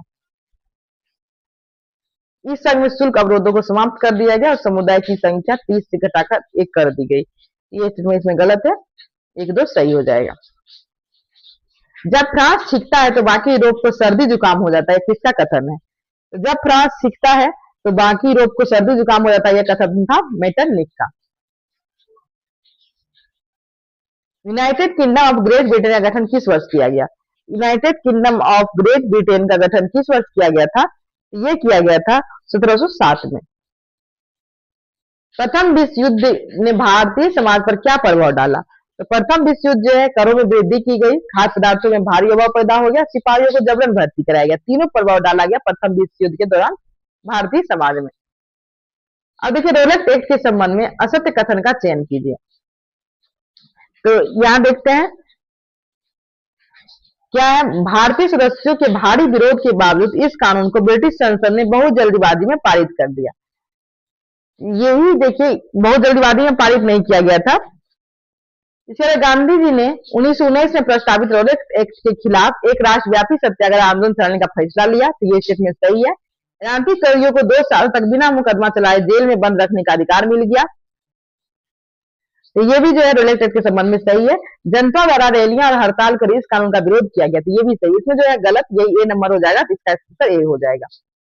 फिर है 1919 में खिलाफत समिति का गठन कहाँ किया गया? तो खिलाफत समिति का गठन 1919 में बंबई में किया गया था। तो बंबई इसका आंसर हो जाएगा। महात्मा गांधी की पुस्तक हिंद स्वराज किस वर्ष लिखी गई? तो हिंद स्वराज जो 1909 में लिखी गई थी। महात्मा गांधी की पुस्तक है। ये असहयोग आंदोलन संचालन के संबंध में निम्नलिखित पर विचार कीजिए। आंदोलन की शुरुआत शहरी मध्य वर्ग ने की थी। तो क्या ये स्टेटमेंट सही है? तो ये स्टेटमेंट सही हो जाएगा। सभी पार्टियों ने परिषद चुनाव का बहिष्कार किया। सभी पार्टी द्वारा बहिष्कार नहीं किया गया था, इसलिए ये गलत होगा। भारतीय खादी कपड़ों के महंगे होने के कारण गरीबों द्वारा विदेशी कपड़ों का बहिष्कार लंबे समय तक नहीं किया गया, ये सही है। तो 1 और 3 इसमें सही हो जाएगा। अवध किसान सभा गठन के संबंध में निम्नलिखित पर विचार कीजिए। इसका गठन अक्टूबर 1920 में किया गया था। हाँ, ये सही है। अवध किसान सभा का जो है गठन अक्टूबर 1920 में किया गया था। जवाहरलाल नेहरू, बाबा रामचंद्र, कुछ अन्य लोगों के नेतृत्व में इसका गठन हुआ, ये भी सही है। असहयोग आंदोलन के समय कांग्रेस नेताओं ने अवध किसान संघर्ष को इस आंदोलन में शामिल करने का प्रयास किया, ये भी सही है। तो 1, 2, 3 सभी सही हो जाएगा। आगे देखिए है गुडेम विद्रोह के संदर्भ में निम्नलिखित पर विचार कीजिए। गुडेम विद्रोह क्या था? यह विद्रोह कर्नाटक के गुडेम पहाड़ियों में 1920 में प्रारंभ हुआ था। यह विद्रोह कर्नाटक नहीं, आंध्र प्रदेश के गुडेम पहाड़ियों में 1920 के दशक में प्रारंभ हुआ था। तो कर्नाटक यहाँ गलत दिया गया है। यह एक प्रकार का गुरिल्ला आंदोलन था जिसका नेतृत्व अल्लूरी सीताराम राजू कर रहे थे। ये स्टेटमेंट सही है। यह गुरिल्ला आंदोलन था और इसका नेतृत्व अल्लूरी सीताराम राजू ने किया। राजू महात्मा गांधी के महानतम के गुण गाते थे। तो राजू जो है महात्मा गांधी के महानता के गुण गाते थे, ये भी सही है। इसमें 2 और 3 सही हो जाएगा। फिर देखिए है स्वराज पार्टी के संबंध में असत्य कथन का चयन कीजिए। असहयोग आंदोलन के पश्चात राजनीतिक में सक्रिय होने के लिए कुछ कांग्रेस नेताओं ने कांग्रेस से पृथक होकर अलग स्वराज पार्टी का गठन किया, ये सही है।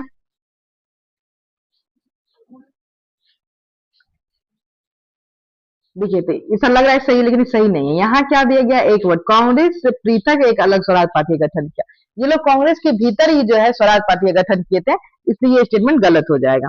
पियाज दास और मोतीलाल नेहरू स्वराज पार्टी के महत्वपूर्ण नेता थे जो परिषद राजनीतिक में वापस लौटना चाहते थे, तो ये सही है। वे 1919 में गवर्नमेंट ऑफ इंडिया एक्ट के तहत गठित की गई प्रांतीय परिषद के चुनाव में हिस्सा लेना चाहते थे, तो ये भी सही है। स्वराज पार्टी का लक्ष्य परिषदों में रहते ब्रिटिश नीतियों का विरोध करना था, ये भी सही है। इसे पूछा गया है असत्य कौन सा है, तो केवल एक इसमें गलत होगा। सैमन कमीशन के बारे में निम्नलिखित कथन पर विचार कीजिए। ब्रिटेन की लिबरल सरकार ने सर जॉन सैमन के नेतृत्व में एक वैधानिक आयोग का गठन किया था, तो ये सही, क्या ये सही है? तो ब्रिटेन की जो है टूरी सरकार थे, सॉन जॉर्ज सैमन के नेतृत्व में जो है वैधानिक आयोग का गठन किए थे। ये जो लिबरल सरकार, ये गलत दिया गया है। इसका मुख्य उद्देश्य भारत में संवैधानिक व्यवस्था की कार्यशैली का अध्ययन करना, उनके बारे में सुझाव देना था, तो ये सही है। भारत में इनका विरोध को देखते हुए वायसराय इरविन ने भारत के लिए डोमिनियन स्टेटस का ऐलान किया था, तो ये स्टेटमेंट भी सही है। तो 2, 3 इसमें सही हो जाएगा। सविनय अवज्ञा आंदोलन को वापस लेते हुए गांधी जी ने इरविन के साथ कब समझौता पर हस्ताक्षर किए? ये हस्ताक्षर किया गया था 5 मार्च 1931 को, गांधी इरविन समझौता, जिसे दिल्ली पैक्ट भी कहा जाता है। 31 नंबर क्वेश्चन है भारा विरोधी आंदोलन के बारे में निम्नलिखित में विचार कीजिए। यह आंदोलन छोटे किसान द्वारा जो जमींदारों के पट्टे पर लेने के खेती में कर रहे थे, जमींदारों को भाड़ा चुकाने से माफी के लिए प्रारंभ किए गए इस आंदोलन का नेतृत्व समाजवादियों और कम्युनिस्टों ने किया था, तो 1, 2 दोनों इसमें सही है। फिर 30 नंबर कांग्रेस ने खुलकर भारा विरोधी आंदोलन का समर्थन किया था, तो ये गलत हो जाएगा। कांग्रेस द्वारा इसका समर्थन खुल के नहीं किया गया था, तो 1, 2 इसमें सही है। भारतीय वाणिज्य एवं उद्योग परिसंघ federation of Indian chamber for commerce and industry FICCI का गठन कब किया गया था? इसको फिक्की गठन कब किया गया था? तो फिक्की गठन जो 1927 में किया गया था। फिक्की गठन कब हो जाएगा? तो 1927 में हो जाएगा। राष्ट्रीय आंदोलन में महिलाओं की भागीदारी से संबंधित निम्नलिखित कथन पर विचार कीजिए। गांधी जी ने आह्वान के बाद राष्ट्रीय आंदोलन में महिलाओं की भागीदारी बढ़ी। फिर है ये सही है। गांधी जी का मानना था कि घर चलाना, चूल्हा चौका संभालना, अच्छी माँ व अच्छी पत्नी की भूमिका का निर्वाह करना ही औरत की असली कर्तव्य है। गांधी जी का मानना था घर चलाना, चूल्हा चौका संभालना, अच्छी माँ व अच्छी पत्नी की भूमिका का निर्वाह करना ही औरतों की असली कर्तव्य है। तो क्या ये स्टेटमेंट जो है सही है?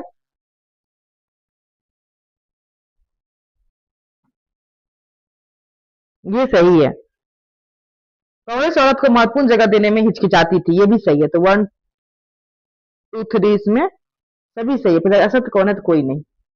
डॉक्टर अंबेडकर ने किस वर्ष दलित वर्ग एसोसिएशन, डिप्रेस्ड क्लास एसोसिएशन का स्थापना किया है? तो ये किया गया था अंबेडकर द्वारा 1930 में। 1930 इसका सही आंसर हो जाएगा।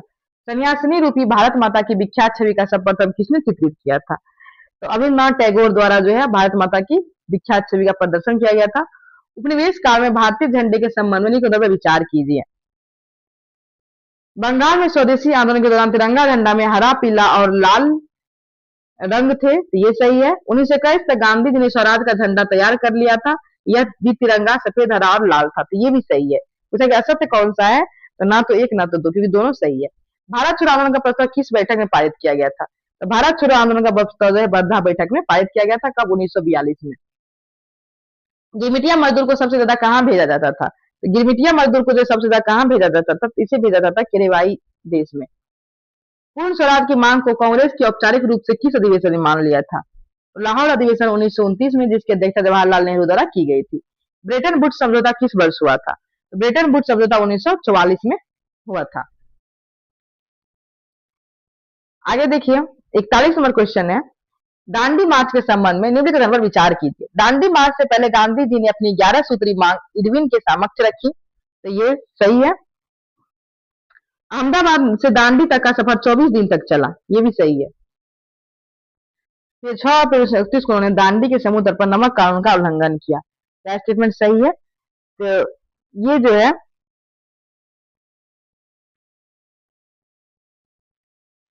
6 अप्रैल 1931 दिया गया, 30 होता है, इसलिए स्टेटमेंट गलत हो जाएगा, 1 2 सही है। कौन सा कथन महात्मा गांधी द्वारा परिकल्पित सत्याग्रह के वास्तविक सार को सर्वोत्तम रूप में व्यक्त करता है? यह एक राजनीतिक और युक्तिपूर्ण शब्द होता है जिन्हें पारंपरिक सैन्य संसाधनों की कमी के कारण कमजोर पक्ष द्वारा अपनाया जाता है।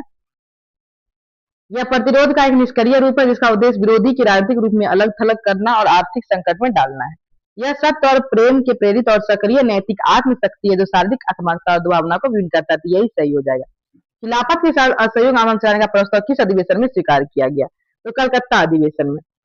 बहादुरी सत्याग्रह के संबंध में निम्नलिखित पर विचार कीजिए। यह 1928 में गुजरात में हुए एक किसान आंदोलन था और इसका नेतृत्व सरदार वल्लभ भाई पटेल किए थे, दोनों स्टेटमेंट इसमें सही हो जाएगा। बंधुआ मजदूर के संबंध में कौन सा विकल्प सही है? तो बंधुआ मजदूर के संबंध में देखिए, बंधुआ मजदूर क्या होता था? तो यह जो है एक बंधुआ मजदूर जो किसी नए देश या घर तक पहुंचने का किराया चुकाने के लिए एक निश्चित समय तक किसी नियुक्त या काम करने का अनुबंध के लिए होता था, इसे बंधुआ मजदूर कहा जाता था। निम्नलिखित संस्थाओं में से किस जोड़े को आमतौर पर ब्रेटन वुड्स ट्विंस कहा गया? तो ब्रेटन वुड्स ट्विंस किसे कहा गया? अंतर्राष्ट्रीय मुद्रा कोष IMF और पूर्ण निर्माण एवं विकास के लिए अंतर्राष्ट्रीय बैंक IBRD को जो है ब्रेटन वुड्स ट्विंस कहा गया है। 1929 में महामंदी के दौरान बंगाल में जूट आंदोलन के बारे में निम्नलिखित पर विचार कीजिए। वे कच्चा जूट उगाते थे जिसे कारखानों में प्रोसेस करके बोरे बनाकर एक्सपोर्ट किया जाता था, ये सही है। जैसे ही बोरों का एक्सपोर्ट ठप हुआ, कच्चे जूट की कीमत 60% से भी ज्यादा गिर गई, ये भी सही है। बंगाल के जूट उत्पादन समय पर मिली और औपनिवेशिक सब्सिडी की वजह से कर्ज में बचे रहे, ये गलत है, इसलिए एक तो इसमें सही होगा। किस प्रसिद्ध अर्थशास्त्री का मानना था कि 1929 की महामंदी के दौरान भारत ने सोने के निर्यात ने वैश्विक आर्थिक सुधार को बढ़ावा दिया है? ये किसका मानना था? तो ये मानना था जॉन मेनार्ड कीन्स का। भारत के आर्थिक इतिहास के संदर्भ में शिकारी, पूरी, स्ट्रोक्स और नट कोल्टी चेटियार शब्द निम्नलिखित में से किस प्रतिनिधित्व करते थे? ये शब्द जो है किसके लिए थे? तो ये था बैंकरों और व्यापारियों के समूह के लिए जो है शिकारी, पूरी, स्ट्रोक्स और नट्टी कोल्टी चेटियार संबंधित और मध्य और दक्षिण पूर्व एशिया के निर्यात पर आधारित था। प्राचीन काल में भ्रमणकारियों के संबंध में निम्नलिखित पर विचार कीजिए। व्यापारी अवसरों की तलाश में एक स्थान से दूसरे स्थान तक भ्रमण करते थे, ये सही है। पुजारी और तीर्थ यात्रा ज्ञान और आध्यात्मिक शांति के लिए दूर दूर यात्रा करते थे, ये भी सही है। एक दो दोनों इसमें सही हो जाएगा। प्राचीन काल में विभिन्न यात्रियों के माध्यम से क्या क्या विभिन्न क्षेत्रों में के मध्य आदान प्रदान होता था? तो क्या क्या आदान प्रदान होता था? पता नहीं होता है, दिया गया है। मूल्यवान मान्यता, हुनर, विचार, आविष्कार, कीटाणु एवं बीमारियां, इसका देखिए दिया गया है, तो इनमें से कोई नहीं इसका आंसर हो जाएगा। ठीक है, समुद्री तट के क्षेत्र में पाई गई 9वीं शताब्दी के बाद की स्मृति शिला जो गोवा संग्रह में सुरक्षित है, किसके महत्व का पता लगता है? तो स्मृति शिला जो गोवा संग्रहालय में संग्रहित है, इसके बारे में किसका पता चलता है? तो समुद्री व्यापार का। ये सिल्क मार्ग के संबंध में विचार कीजिए। तो सिल्क मार्ग केवल जमीनी भूभाग से ही गुजरता था, या मार्ग केवल चीन को एशिया भूभाग से जोड़ता था, या मार्ग 15वीं शताब्दी में अस्तित्व में आया, ये सही होगा। सोना चांदी से कीमती धातु इसी मार्ग से एशिया और यूरोप की सोना जाता था। पूछा गया कौन सा सतत, केवल 3 इसमें सही है। चीन का एक गुफा पेंटिंग में सिल्क मार्ग को दर्शाया गया, उस गुफा का क्रमांक क्या है? तो गुफा क्रमांक 217 में जो है चीन में दिखाया गया सिल्क मार्ग को। मार्को पोलो की किताब का क्या नाम है? तो मार्को पोलो की किताब का नाम है बुक्स ऑफ मार्बल, तो बुक ऑफ मार्बल्स नाम है। स्पेगेटी क्या है? स्पेगेटी जो एक प्रकार का खाद्य सामग्री है। निम्न कथन पर विचार कीजिए। आलू सोया मूंगफली का उद्भव भारत में हुआ था, तो ये स्टेटमेंट जो है यहाँ पे गलत है, पुर्तगाली द्वारा लाया गया था। ये खाद्य पदार्थ यूरोप एवं एशिया तक पहुंचे जब क्रिस्टोफर कोलंबस ने अमेरिका की खोज की। ये स्टेटमेंट यहाँ पे सही है, तो केवल 2 इसमें सही होगा। 16वीं सदी के संदर्भ में विचार कीजिए। 16वीं सदी के मध्य तक आते आते पुर्तगालियों और फ्रेंसीसी सेनाओं ने अमेरिका को उपनिवेश बनाना शुरू कर दिया था। तो क्या ये स्टेटमेंट सही है? तो ये स्टेटमेंट जो है सही नहीं है। यूरोपीय सेनाओं ने पुर्तगाल एवं स्पेन अपनी सैन्य ताकत के बल पर अमेरिका के विभिन्न क्षेत्रों को जीता था। इस समय अमेरिका वासियों ने चेचक से लड़ने के लिए प्रतिरोध क्षमता का विकसित हो चुका था। दोनों इसमें सही हो जाएगा। 18वीं सदी के अंत तक 10वीं ब्रिटेन की अर्थव्यवस्था के संदर्भ में विचार कीजिए। इसमें देखिए क्या है, इस समय ब्रिटेन में आबादी तेजी से बढ़ने पर भोजन की मांग तीव्र हो गई थी। उद्योग के विकास में कृषि उत्पादन मांग बढ़ा दी गई थी और ब्रिटिश सरकार के बड़े भूस्वामी के दबाव में मक्का के प्रतिबंध मार्शल लॉ के तहत लगा दी थी। 1 2 3 तीनों इसमें सही हो जाएगा। सही, ये पाबंदी लगा दी थी मार्शल लॉ के तहत, ये गलत है, 1 2 सही है। ये औद्योगिक, एक मिनट, ये क्वेश्चन, हाँ 1 2 ही सही होगा। यहाँ देखिए 66वां क्वेश्चन है, औपनिवेशिक के युग में संबंधित निम्नलिखित में से विचार कीजिए। इंग्लैंड और यूरोप में फैक्ट्रियों की स्थापना के बाद ही अंतर्राष्ट्रीय बाजार में बड़ी पैमाने पर औद्योगिक उत्पादन होने लगा और इंग्लैंड और यूरोप में फैक्ट्री की स्थापना के बाद चरण को बहुत सारे इतिहासकार ने आदि औद्योगिक का नाम दिया। पूछा गया कौन सा सतत, कोई भी इसमें सही नहीं है। औद्योगिकरण के युग में यूरोप में गिल्ड था। गिल्ड क्या था यूरोप में? तो गिल्ड जो उत्पादकों का संगठन था। आगे है, औपनिवेशिक काल में भारतीय आर्थिक इतिहास के संदर्भ में गोमस्ता शब्द किससे संबंधित है? तो गोमस्ता शब्द जो है ये ईस्ट इंडिया कंपनी द्वारा नियुक्त एक वेतनभोगी कर्मचारी जिसका काम बुनकरों को निगरानी करना, आपूर्ति इकट्ठा करना और कपड़े की गुणवत्ता को ढांचा तैयार करना होगा। ये सही। 19वीं सदी के मध्य में यूरोप के संदर्भ में पर विचार कीजिए। ये जो है, इस समय लगभग 10% शहरी आबादी निहायत गरीब थी। 1830 के दशक में आई आर्थिक मंदी जैसे दौरों में बेरोजगारी की संख्या विभिन्न क्षेत्रों में 10 से 20% पहुंच गई। 1 2 दोनों इसमें सही होगा। उपनिवेशिक उद्योग अंतर्गत भारतीय व्यापार के संबंध में विचार कीजिए। भारत के पश्चिमी तट पर स्थित सूरत बंदरगाह में भारत की खाड़ी एवं लाल सागर के बंदरगाह से जुड़ा, यहाँ से भारत द्वारा निर्यात पचहत्तर के क्षेत्र में होता था। तो ये स्टेटमेंट यहाँ पे क्या सही है? तो ये जो है यहाँ पे सही हो जाएगा। फिर है, भारत के पूर्वी तट पर मछलीपट्टनम और बंगाल में हुगली के माध्यम से भारत दक्षिण पूर्व एशियाई बंदरगाह से जुड़ा था। ये सही हो जाएगा। 1 2 इसमें दोनों सही है। व्यापारिक गिल्ड्स के संबंध में निम्नलिखित पर विचार कीजिए। व्यापारिक गिल्ड्स आदि औद्योगिक युग में संबंधित थे। ये उत्पादन तथा उत्पाद दोनों पर नियंत्रण रखते थे। कई शासक द्वारा इन्हें वस्तु पर व्यापार का अधिकार दिया गया था। तो ये भी सही है। तो तीनों जो व्यापारिक गिल्ड्स के संबंध में सही है। ब्रिटेन में हुए औद्योगिकीकरण के संबंध में निम्नलिखित पर विचार कीजिए। कपास उद्योग औद्योगिकी का पहला क्षेत्र था।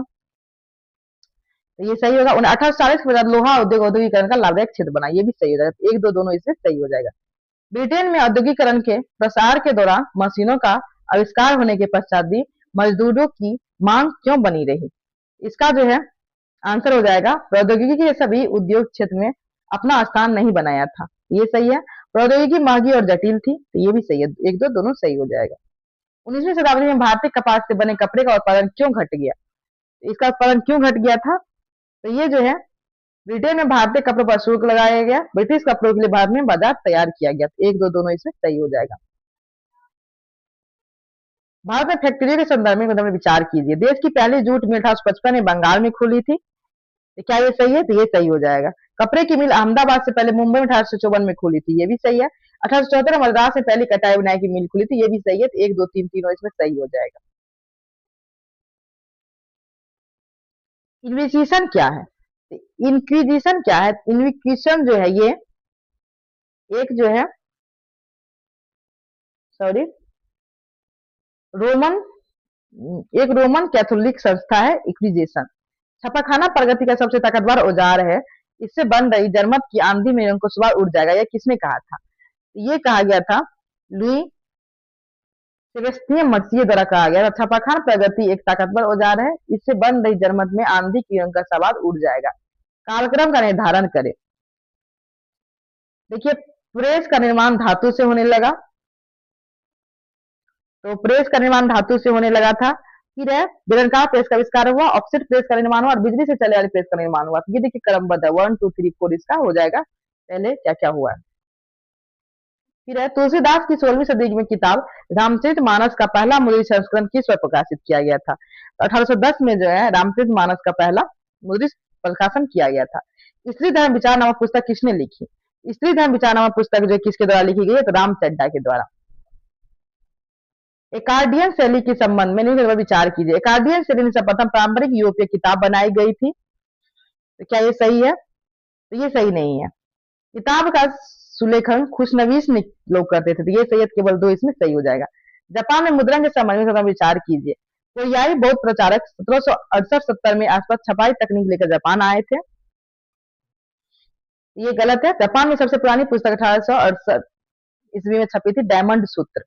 जापान की सबसे पुरानी पुस्तक डायमंड सूत्र है, ये सही है। यूरोप में मुद्रण के संबंध में विचार कीजिए।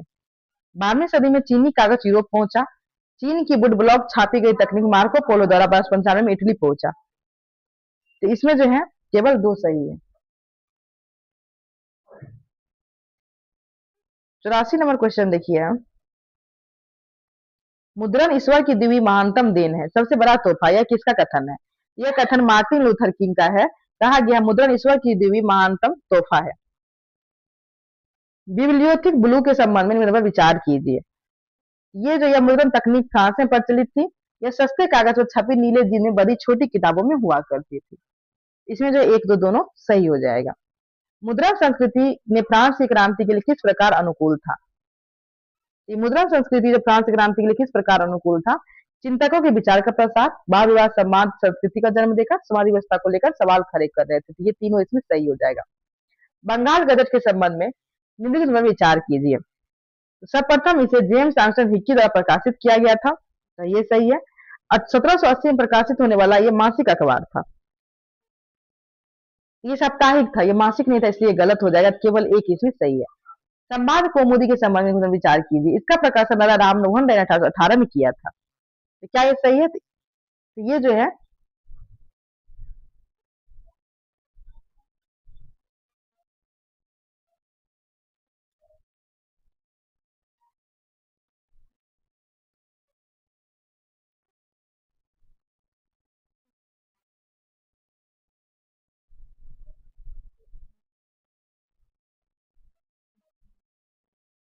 इसका प्रकाशन 1818 से 21 में किया गया था। 1821 हो जाएगा इसका। सॉरी, क्या हो रहा है? फिर है इस पत्रिका के द्वारा उन्हें सती प्रथा का समर्थन किया। तो क्या सती प्रथा का समर्थन किया गया था इसके द्वारा? तो ये जो है ये भी गलत है, इसे विरोध किया गया था, तो इसलिए जो है ये भी गलत होगा। तो इसमें पूछा गया कौन सा सत्य है? तो ना तो 1 ना तो 2। फिर है अमर जीवन नामक पुस्तक के निम्नलिखित कथनों पर विचार कीजिए। अमर जीवन जो है नामक पुस्तक के बारे में देखिए क्या है। रामसुंदरी देवी द्वारा लिखित या बंगाली भाषा में प्रकाशित होने वाली पहली संपूर्ण आत्म कहानी है। तो ये सही। 1876 में प्रकाशित यह पुस्तक महिलाओं के जीवन एवं शिक्षा का संघर्ष को दर्शाता है। तो ये भी सही है। तो दोनों इसमें सही हो जाएगा।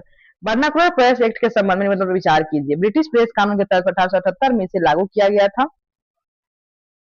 इस सरकार को निजी भी प्रेस में छपी रपट और संपादकीय सेंसर करने में व्यापक हक मिल गया था। तो सत्य कौन सा है? वर्नाकुलर प्रेस एक्ट 1878 में लीटर द्वारा लाया गया था। ये तो सही है।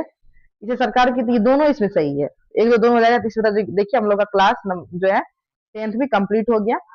इसके बाद हम लोग पहले जो है ज्योग्राफी जो है 1 शॉट के माध्यम से करेंगे 6 से 10 तक, और फिर पॉलिटी साइंस करवा दिया जाएगा। आप लोग चैनल पे नए हैं, चैनल को सब्सक्राइब कीजिएगा। और वीडियो के डिस्क्रिप्शन में जो है टेलीग्राम चैनल का लिंक दिया गया है। जो भी टेलीग्राम से नहीं जुड़े हैं, टेलीग्राम को जरूर ज्वाइन कर लीजिएगा। इंपॉर्टेंट जो है जो भी यूज होता है क्वेश्चन और कोई भी नोटिस दिया जाता है। इसलिए आप लोग टेलीग्राम चैनल को ज्वाइन कर लीजिएगा और चैनल पे नए हैं तो इनको सब्सक्राइब कीजिएगा, शेयर कीजिएगा। Thank you so much.